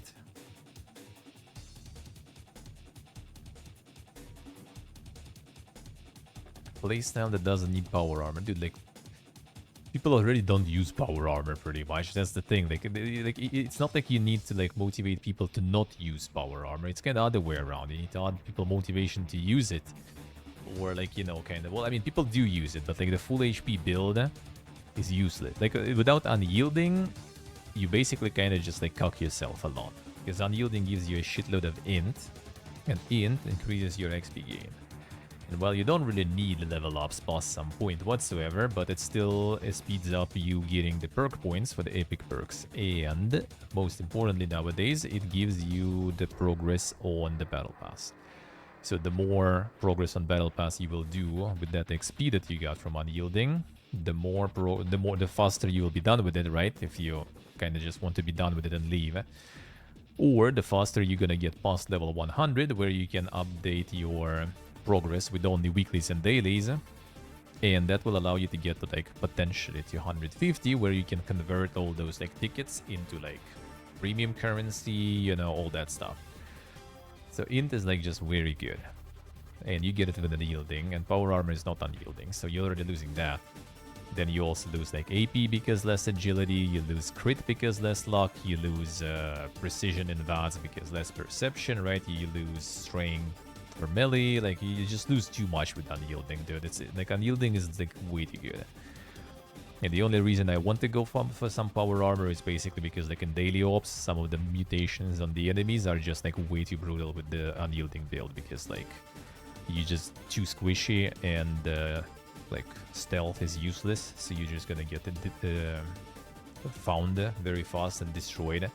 And some of you only need to go melee to fight, to kill, to finish off. You need to go melee with them, and then again, that makes it even more dangerous when you're low HP.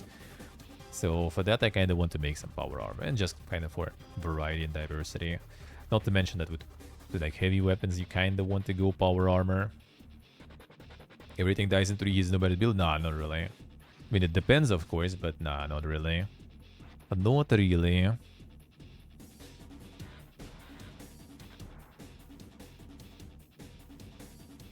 Expansion as long as a Call of Duty campaign, yeah. But no, 3 hits is not exactly the case. Well, unless you go like, I don't know, Plasma Caster or something, for example, yeah. But you will take a little bit of time to do those 3 hits.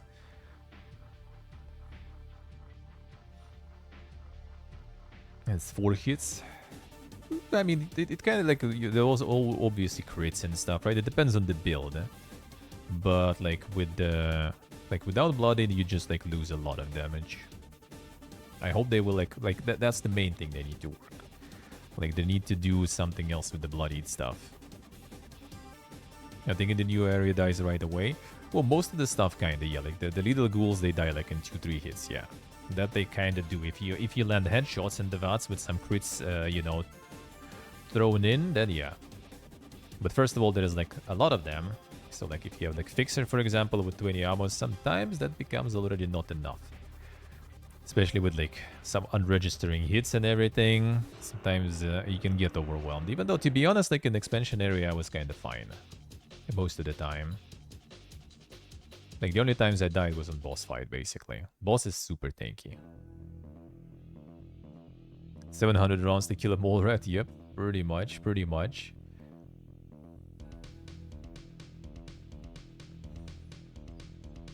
%80 radiation at all times, then you have bloody stuff, yeah. That's the mid-max, that's the better build, basically. And that's in my opinion, this is the issue.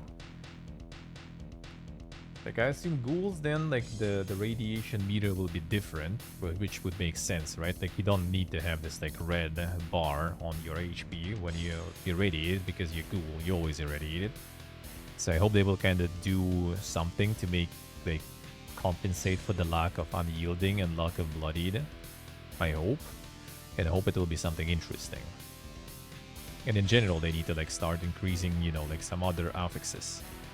And there's like some cool stuff, like even like a Furious, right? Like the more you do hits on the enemy, the more damage it buffs. That's cool. But it's just like the negligible bonus.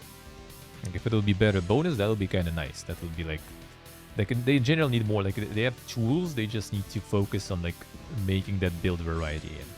Like, they don't even need to balance it too much because it's already unbalanced anyway. Like, everyone plays just like a few, like, you know, meta builds. It's already broken and unbalanced. Like, just make it unbalanced in, like, more different ways just for fun. You know, it's not PvP or something, so it's not like you kind of need to have some sort of, like, super balance. There is PvP though, but in PvP everything is even more broken and unbalanced because apparently I think people like do some power armor stacking. I'm not sure how exactly it works, but I assume they just managed to kind of apply to apply bonuses from like 40 different power armors or something, and it's just like the fight of like 2, you know, giga tanks or something. I don't know how exactly it works, but like from what I heard, it's ridiculous. And if you don't do that, you just don't PvP because you're just gonna get demolished anyway. And I mean, yeah, PvP is an afterthought there. So like, it would be cool if they would add more stuff. Further prints done in experimentation, clearly something that the team at Bethesda have had in their minds for a while, but it feels like no coincidence that this arriving on the heels of Walton Goggins the Ghoul and in the extremely successful Amazon Prime Video show.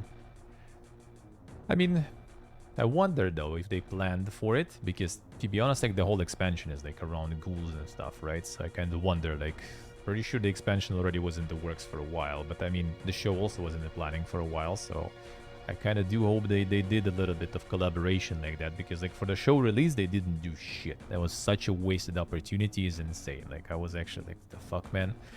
I was like opening the 76 hoping like, oh man, there's gonna be like some probably like cool skins to buy, you know, like some cool stuff to do, events or something. Nope. You literally have just like the ghoul outfit pretty much that you get for free. That you got for free, I think, with subscription, and that's it.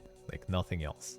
Season about some random shit. Now it's another season about again about some random shit. Like, dude, you're missing opportunity and like crazy. Rush also but confirmed gameplay mechanic is directly inspired by the show. Fallout on Prime established rules for how a ghoul maintains lucidity via copious amounts of the drug-like remedy that prevents a downward spiral into zombie-like.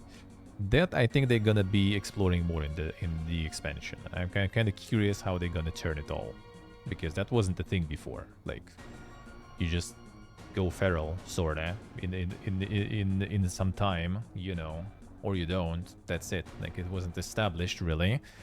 There was no like meds that ghouls need to consume all the time to preserve their sanity. That wasn't a thing before. Now apparently it is. Hello, Warcogs, how's life?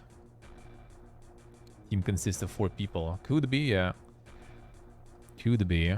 I mean, I kind of did assume that a lot of people, they moved to like Starfield and everything. But I mean, now, I thought they are back, really. After Starfield, but I guess maybe still a bunch of them working on, you know, all the patches and DLC.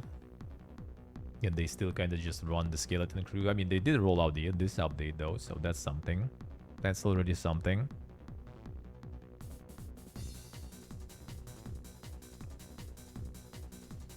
When asked if regularly drinking the mysterious concoction would be used as a gameplay survival feature, he simply replied possibly, while maintaining a smile that would make a old boy proud.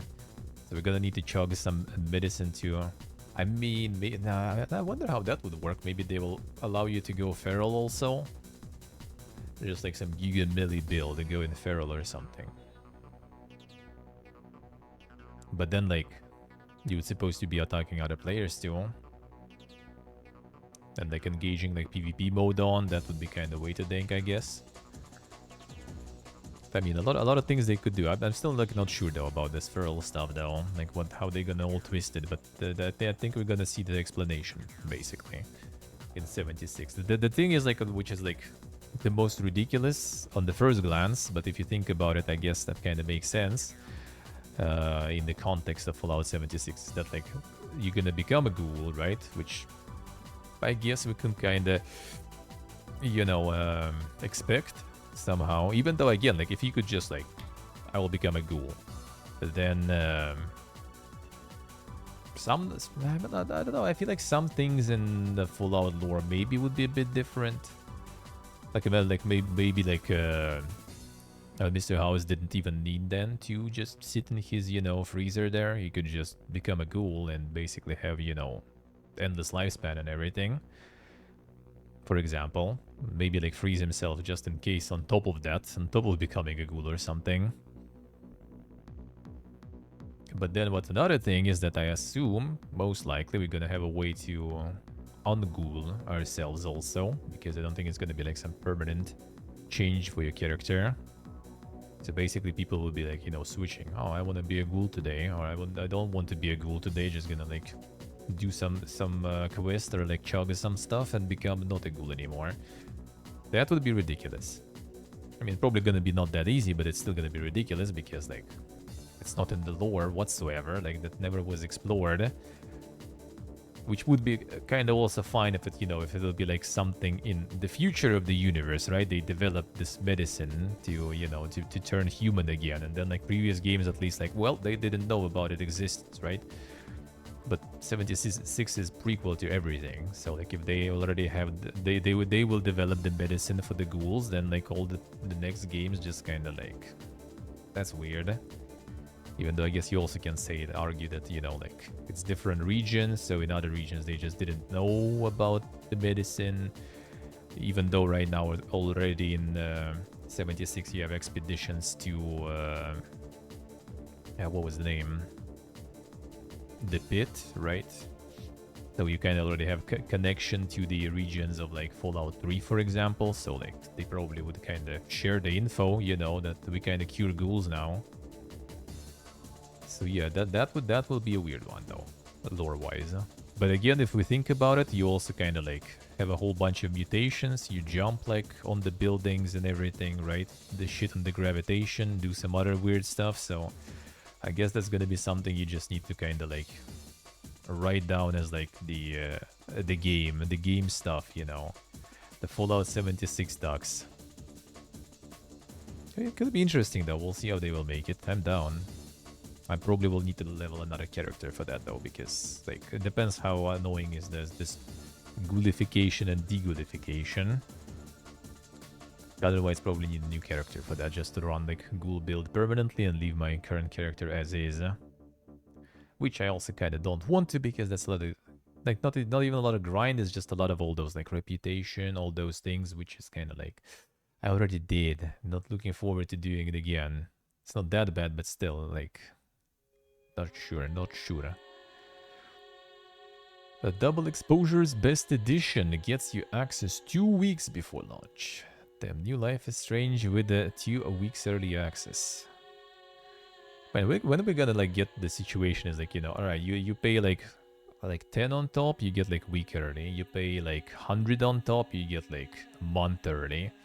And then you pay like, you know, I don't know, like 1,000 and you get like Super Giga VIP edition and you can like start playing with like the dev versions or something. Like, bro. Well, I guess that's called Kickstarter, to be honest. You can do that. They kind of do that there already, sorta. But this still seems kind of weird, not gonna lie. Still not a huge fan.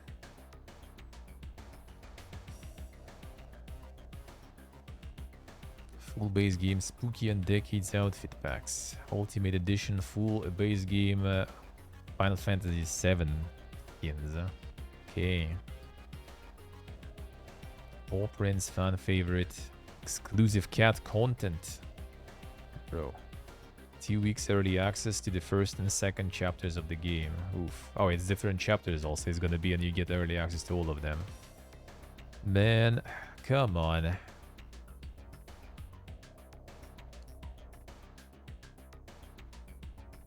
Did you get it early, or was the game delayed to make selling early access possible? It was delayed 100% for sure. Because like if like they wouldn't unless they give you access to something without, you know, like some patches in the end and stuff, without some polish or some shit. Yeah, they could just release it early for everyone.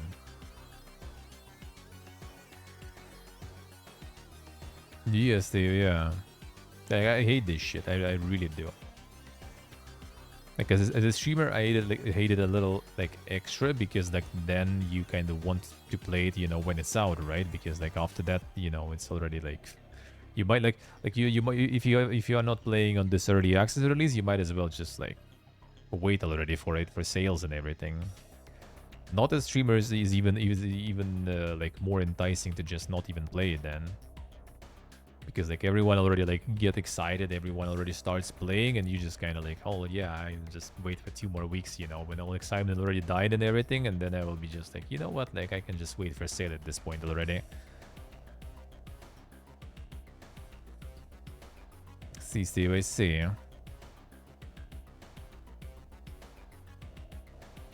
Yeah, I see what you mean, Vivan, I see what you mean. Yeah, that means the game was delayed. Yeah, absolutely. Because like they wouldn't be like selling this early access when the early access is like broken or something, right? So it was all already prepared, all already patched and ready to release. But yeah, they just gonna do the early release and then like do the proper release later. The game is just kind of already there waiting. So yeah, that's exactly how it is. That's exactly how it is. I agree. Thing is, like a lot of games in general kind of could be released probably like earlier, because quite often they like go gold already like way before the release. But still, yeah, it is weird. Well, maybe if you're playing some early access, you might be like missing some like day 1 patch or something, for example. But mostly, yeah, you're already playing, you know, release versions, so you just could release like 2 weeks early. But yeah, it's just like money out of thin air, literally. Like you don't put any more effort, you don't add anything, don't like it's the same shit. It's just like literally because you play it, you buy it a bit earlier, you pay extra. That's ridiculous, man. They're like literally paying for nothing.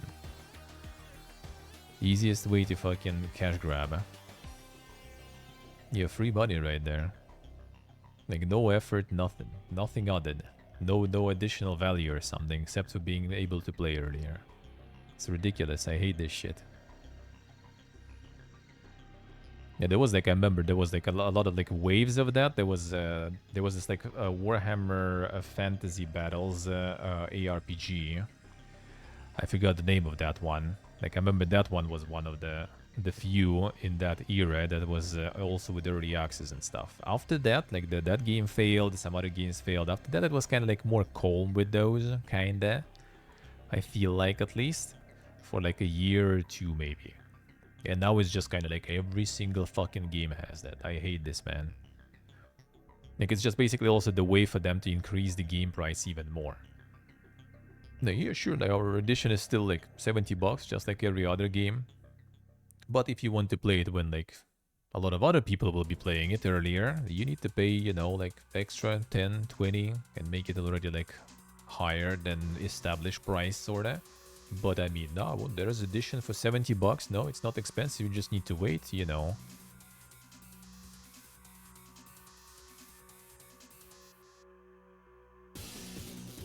Let's see, let's see. Ah, the Game Pass players bought the upgrade to be able to play early. Ah, I see.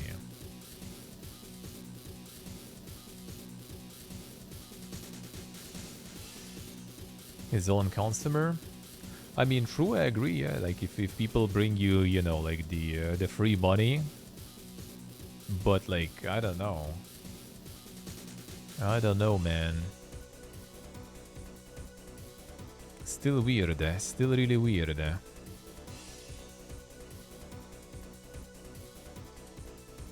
Yeah, first of all, like in some like World of Warcraft gonna get like early access. Like, dude, this is ridiculous. It's fucking MMO where people doing like the world first runs and stuff, and you doing that shit. Like, come on, man. Like for me, it's mostly yeah, like from the streamer perspective. Like the kind of part of the reason why I actually even started Starfield later, right? Because like I was considering maybe I should get that edition, but that's a lot of money. Like and like with me having so much stuff in backlog and in general like receiving a bunch of like review keys and everything, I'm just kind of like no, I just gonna skip instead then.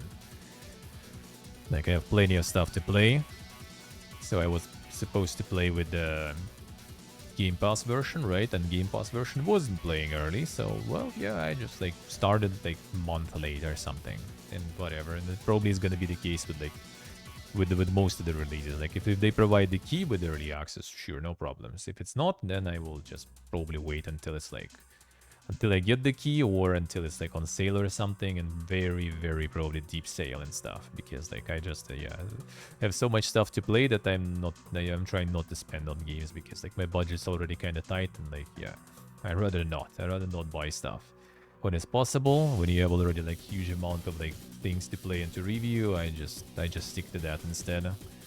More reasonable. New PS Plus games. June 2024. Monster Hunter, Football Manager, Crusader Kings 3, Monster Energy Supercross, dem son official video game 6. After Us, Anno, Police Simulator Far Cry 4, Lego The Hobbit and Lego The Incredibles. Then the gaming, man, the gaming.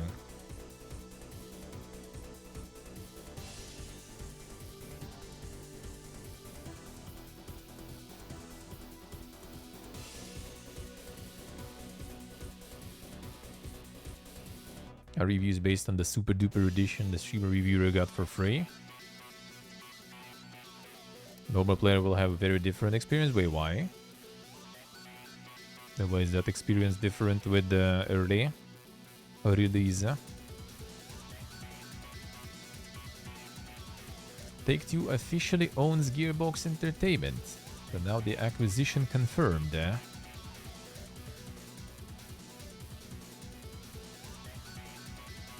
They got that gearbox now. This deal includes Gearbox Software, Gearbox Montreal, Gearbox Studio Quebec, all going to Take-Two Interactive along with Duke Nukem, Borderlands, and Tiny Tina Wonderlands franchise, among others.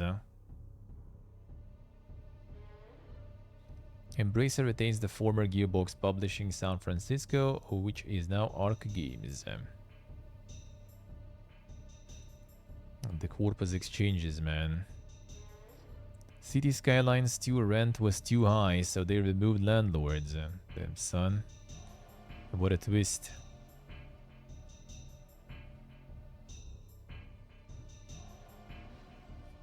Early access extra OP goodies. Well, extra OP goodies are lame, but like like most of the time you don't really need to use them, and I'm trying not to because it's just boring. Like it's not that often actually. I feel nowadays. Well, except some games nowadays also give you like those boosters and stuff, right? Like I only use like some skins from like those like mega editions. To be honest, like a lot of editions, like you're not that often get like some super deluxe editions. They usually give you like the version for beta testing, it is called. So it doesn't have all this like fancy stuff. Sometimes they give you like some ultimate editions and everything, yeah, but like you just don't use those, that's it. Early access still gonna be the same experience. Amount of money they spent, I mean, on one hand it is kinda right, I do agree. But on the other hand, also think about it. It's like person with different income levels will also think differently. Like if like let's say that streamer, for example, with like, you know, that earns like 100,000 per month or something, that gets that game not for free but actually buys it. Do you think they're gonna have like much different opinion about the game anyway? For them, that like $100 is like nothing, you know. You're probably not gonna change too much. So like other like some like hobo reviewers who just like, you know, like live on the minimal wage and buy those games to provide, you know, the proper review with the proper feel, how much you get for that money. Maybe there is something like that. That could be an interesting niche, I guess, you know. Even though when they start like that, after some point they will start, you know, getting those keys anyway. And like even I'm a hobo, right? But like I still get those review keys, right? So like I also kind of don't have this like extra press on me, I guess, of considering how much I paid for it. Kinda true, yeah, kinda true. Even though like that's also the case. Like I since I'm mostly like the only games I basically like pay nowadays is like rarely something on sale, like ESO for example, we got on sale with my friends, right? Or something like Diablo, because like we were playing with the friends, right? Everything else for me is like already equal, because like everything else I get basically for like zero. Everything I play mostly, right? Like all the review keys and stuff. So you kind of like, you stop really judging it that way. You just judge all of them like from the same perspective. So instead of like judging like price performance, you kind of judge more like the overall product, which you still need to kind of like take in mind, right? And like, all right, it costs that much. It might be a really great game, but yeah, you're gonna be done with it in like 2 hours, and you paid like $40 for that. That is not good. That is not a good value. So even like the hobo reviewers, like as soon as you get like, you know, to like a few thousand viewers like on Twitch or something, you're gonna have those review keys and stuff, and then yeah, then it's already like gonna be ruining that proper hobo authenticity, I guess. Let's put it that way. Let's put it that way. But yeah, you also kind of, if you review all the stuff that you get the review keys for, then you sort of kind of like treat everything equally.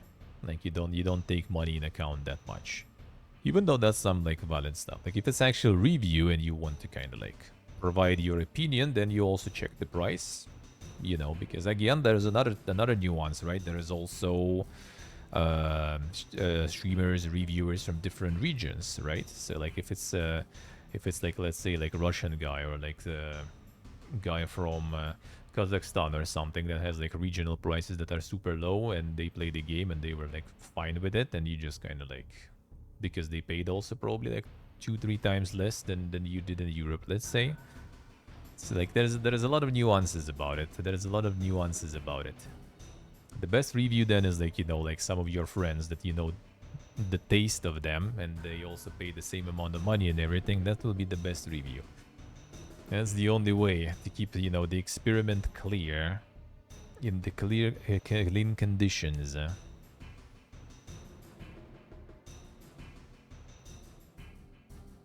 Most likely you ever run into complaints of high rent in the game, so let's talk about it. Studio said in the post on the game's website to complement the land value changes in patch 110F1 in March. We've tweaked how rent works. First of all, we removed the virtual landlords, so buildings upkeep is now paid equally by all renters. Second, we changed the way rent is calculated. Damn son. Free the bosses, man. No more landlords.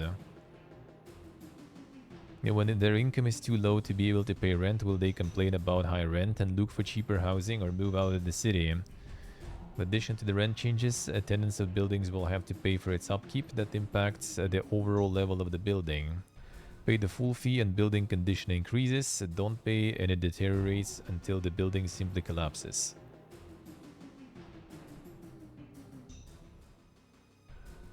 True, stay true. Tarkov update adds loot crates and that cool cultist jacket. Damn. Well, apparently it's not the loot boxes though. So not exactly a Bigus Duns Gamus, but still. Players can unlock a series of loot crates and EFT for completing various tasks in Tarkov Arena. So they're trying to like bait people in that kind of deathmatch mode by giving some rewards that work for other modes too. VR chat is laying off 30% of its workforce, so when even like weebs and foodies are not enough, man. Although difficult, this decision is a proactive step towards securing the future success of our business, community, and mission. We believe it positions us strongly for the years ahead, allowing us to navigate challenges effectively and continue delivering on our mission. What even what's like the content and stuff that is ongoing in VR chat? I thought it's kind of just like the stuff that you use to kind of go in those VR worlds that are mostly made by like people though, not by like devs or something.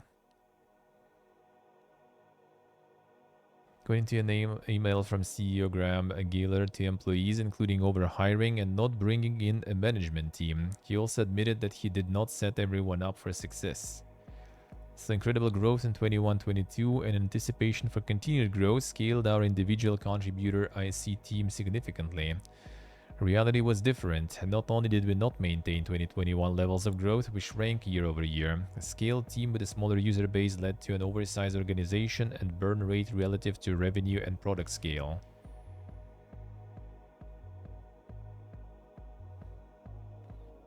Hired tremendously talented people who worked on a lot of great ideas and projects, but without a management layer to align everyone towards the same goals, we did not set everyone up for success. As far as determining who to let go, Gaylor said it came down to who had the critical skills, expertise, and roles that matched what they were looking for VR chat's future needs.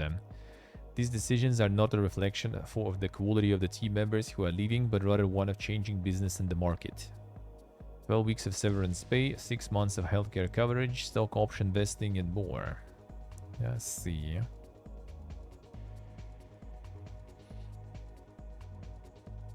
From Software boss would like a Bloodborne PC port to happen. That's the one. PC Gamer interviewed Miyazaki. Miyazaki clarified before expressing that it was not his place to talk about Bloodborne specifically, as From Software doesn't own the IP for the title.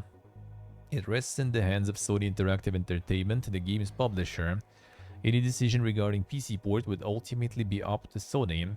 However, Miyazaki adds that he is 100% sure that the team at From Software desires a PC port.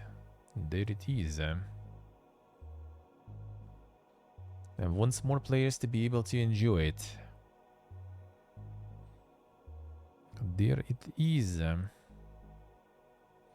He adds that he is not opposed to the Bloodborne PC port, as it will be an opportunity for players to be able to experience that and relive this relic of the past. Damn, the relic of the past, man. I mean, it's almost 10 years soon already. Next year, I think, right? Will it be? 10 years since Bloodborne.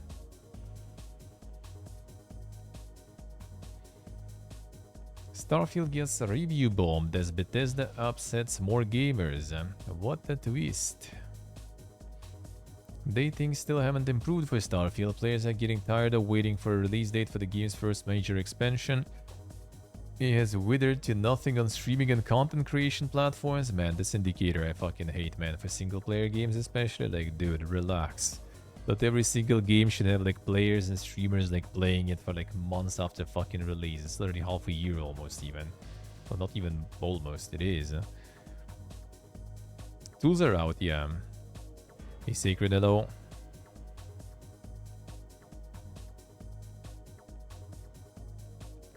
Thanks to short-sighted decision by Bethesda, is being review bombed on Steam. There it is. Starfield is the latest title to face the wrath of gamers, but it's for a valid reason. Recently, Bethesda Game Studios opened up official modding tools on Starfield and introduced elements like the Creation Club, which has previously surfaced on Fallout 4 and Skyrim. However, in typical Bethesda Game Studios fashion, some of the mods introduced as part of the platform update were tucked neatly behind the paywall, which naturally angered fans worldwide, thus leading to the review bombing. Deserved. The 100%.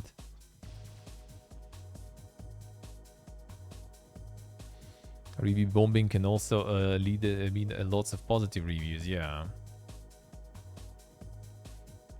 Not really review bombing if it's deserved. I mean, true, yeah, true. Term just used by basically, yeah, just like a massive review, like, bomb. I guess sorta, yeah. And not a new concept, but it's new for Starfield, and that's all that matters. Well, good that they got shit on for that, though. Back to mixed it goes, I guess.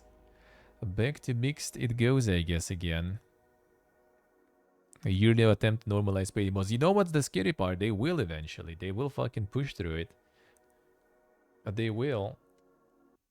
The problem is, I just kind of hope that, like, you know, they just not gonna sell any of that shit. And then their games will deserve, like, get the deserved fucking death, because without mods, most of them are trash. Yeah, without mods, a lot of that stuff is completely garbage. And I hope then if they will just like overcharge for those mods, like in general, like it's fine, right, for people to make money for their creations and for mods and everything, absolutely. But I do like the concept for like how it works kind of now. Like people making the mods that are in demand, that people want. They have Patreon, they get support, they good. I like that. Hey Shark Food, hello. That's fair. That's fair in my opinion. Like paywalling that stuff, especially with those prices and everything, is just like, dude. Yeah, what's the Gigamoten then? The Gigamoten. There it is, man.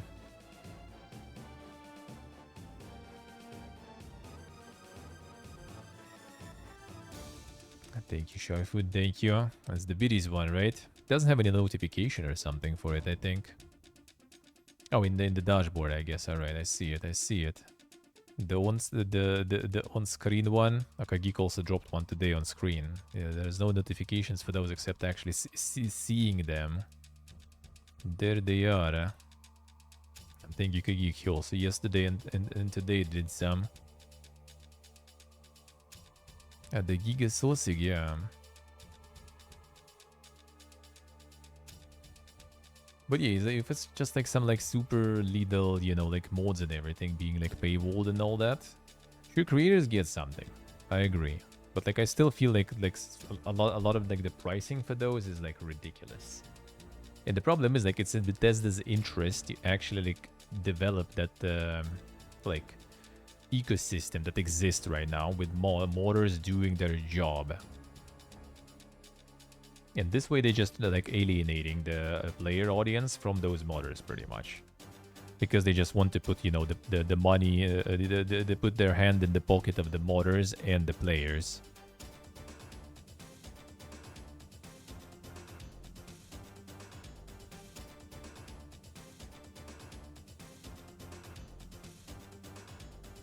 CO tunnel already started. Yeah, classic, classic. If you get a share of those bits, wait, what do you mean? You get those bits, of course. You're supposed to, yeah. It's basically the same as like donating bits, just like with some, you know, extra stuff going on for that donation. You get all of them, I think. It's not like some sort of like which already cuts a big share from when you get those bits, so at least they're not trying to try to double dip there or something.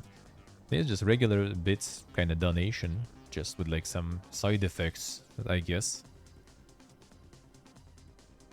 So I hope there will be enough pushback, and if they manage to normalize the paid mods, then their games will get deserved spot in the coffin, basically, because without mods, most of them are absolutely not worth even playing. I would say so. I would say so.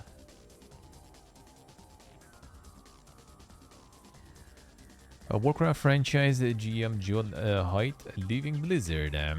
Speaking of Warcraft, actually. Tough decision, not explaining exactly why they're stepping away. They also did not confirm what their next position could be. However, they did add that they plan to explore new opportunities and challenge in the industry. The 12 incredible years at Blizzard. There it is, man. More changes, more changes. We'll see what's gonna happen with that War Within. But you sure gonna enjoy raiding and stuff, though. With everyone expecting you to know everything already. From the very beginning, from the day one, you already should be professional at the raid. Final Fantasy XIV director denies Final Fantasy IX remake involvement. I mean, that might actually be kind of good news, though, considering how Final Fantasy XVI performed. Clarified by his translator that he's not working on any sort of Final Fantasy IX remake. Well, Yoshida did call Final Fantasy IX wonderful, wonderful title and quite hefty. Given the scope of the game, we would have to be very careful and mindful if we were to handle Final Fantasy IX. Also, Final Fantasy IX will be split in like 5 parts or something that they're gonna sell you for $80 each, I guess.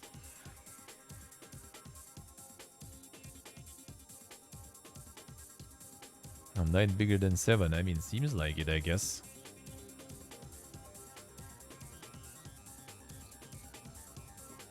Final Fantasy XIV director also addressed comments that if Yoshida did take on a Final Fantasy IX remake, they would make it an action game. Instead, Yoshida said that whomever would handle it would probably make it turn-based. And that they would probably do so too. Okay. Decided to go back to turn-based. What a twist, man. The zoomer turn didn't work.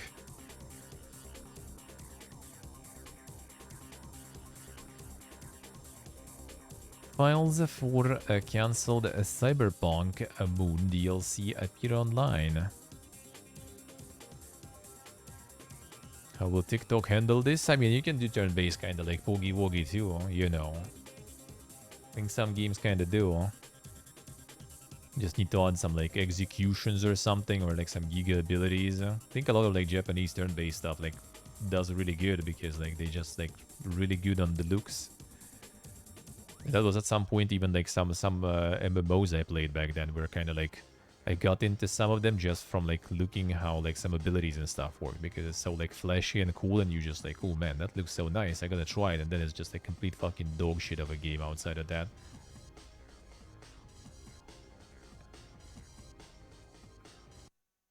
Recently, evidence emerged online of a cancelled DLC set on the moon, which has plenty of lore around it in the Cyberpunk universe. In a series of images, we see concept art blueprints, file repositories, and some map-based data for what might have been the first out-of-map expansion for Cyberpunk 2077. But we're not gonna get it. I assume it's gonna be for the second game then. That kind of makes sense because it would be like such a big deal, I guess, that such a big change also, that it's better probably for the new game. Like it's something, you know, like in the Cyberpunk 2, for example, they would need like Night City again, right? Then it will be kind of boring. So they either need to kind of change the location to some other place, but like that's the iconic place.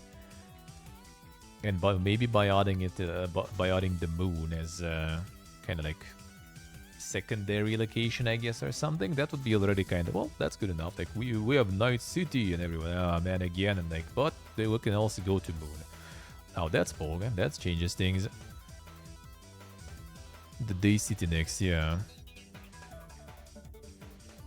Star Rail pretty popular in that turn-based, yeah. I mean, if you make like one of the again, right, like the one of the appeals of like the Star Rail that is like kind of nice is like, yeah, a lot of abilities and stuff. They have like really like juicy visuals, especially like ultis and everything.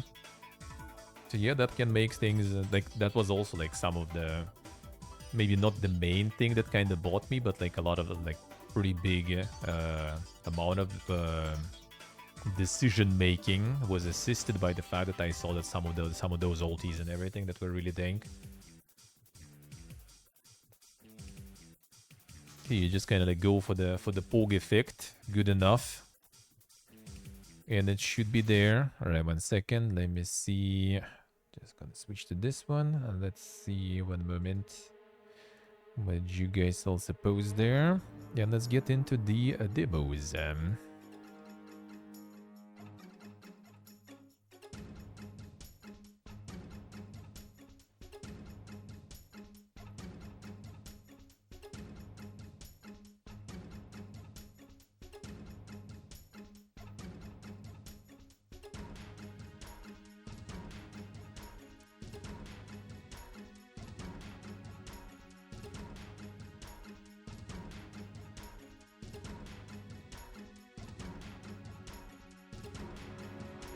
second. People need my knowledge on the memes. 1 moment.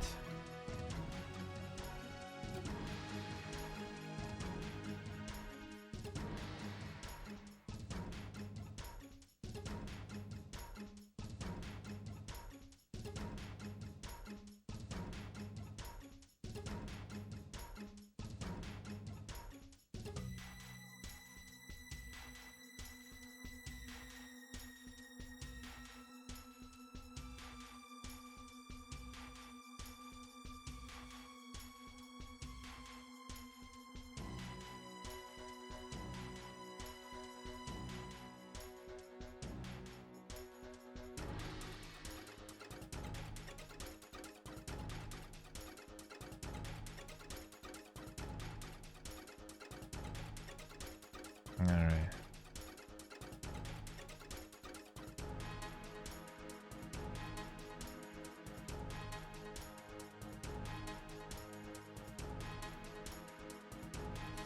The Crystal Palace, okay, I see. Maybe also for the second game, since already some sort of space travel will be there. Maybe. Oh yeah, this one too also. This one. There we go. Well, that's the only one, I guess. Alright.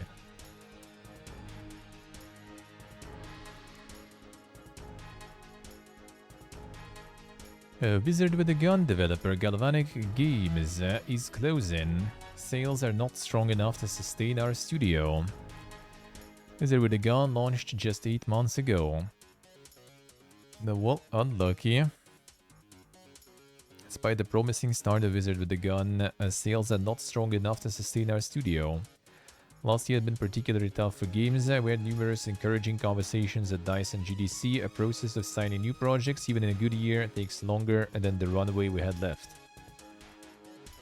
Incredibly proud of Wizard with a Gun and that working with publisher Devolver Digital was a dream come true, but he added that knowing that we accomplish all the things we set out to do when we found Galvanic is bittersweet because despite so much when Right Studio is gone anyway. Expecting sales. I never get over the irony of spending a decade building my ideal team only for it to end after our most productive year.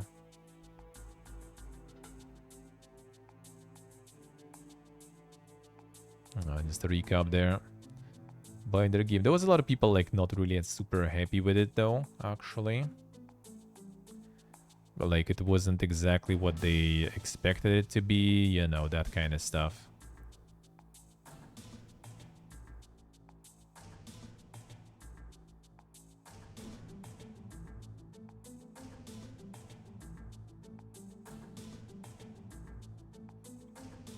demo was quite bad, actually. Okay.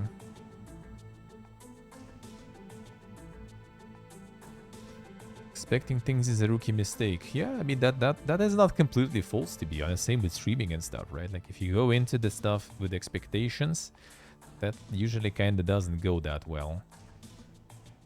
The problem is, like, with gaming, you kind of see that with the streaming, you kind of see that pretty fast, right? Like, you go with some expectations, and you're gonna see probably very fast that they're not being matched, right?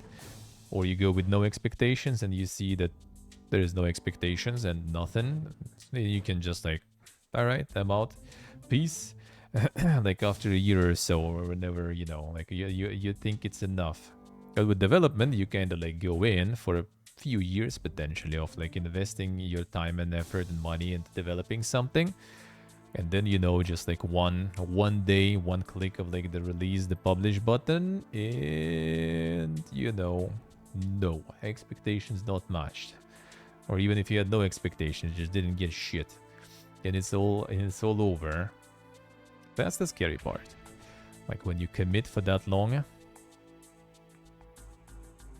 but expecting something about it, I don't know, man. Like if you're already committing for the development for like few years, and you kind of just like put everything on that release, that is not gonna work that well, most likely. Like I think if you already, you know, self-sustained from some other income, you like, I don't know, like maybe like have some property to rent out, some investments, some gigastonks, some savings or something, right? And you develop on that, then it's fine. You just kind of, you know, spend your money, develop stuff, you release stuff. It didn't make anything, well, you move on, develop something else if you still have money, or go work or something somewhere.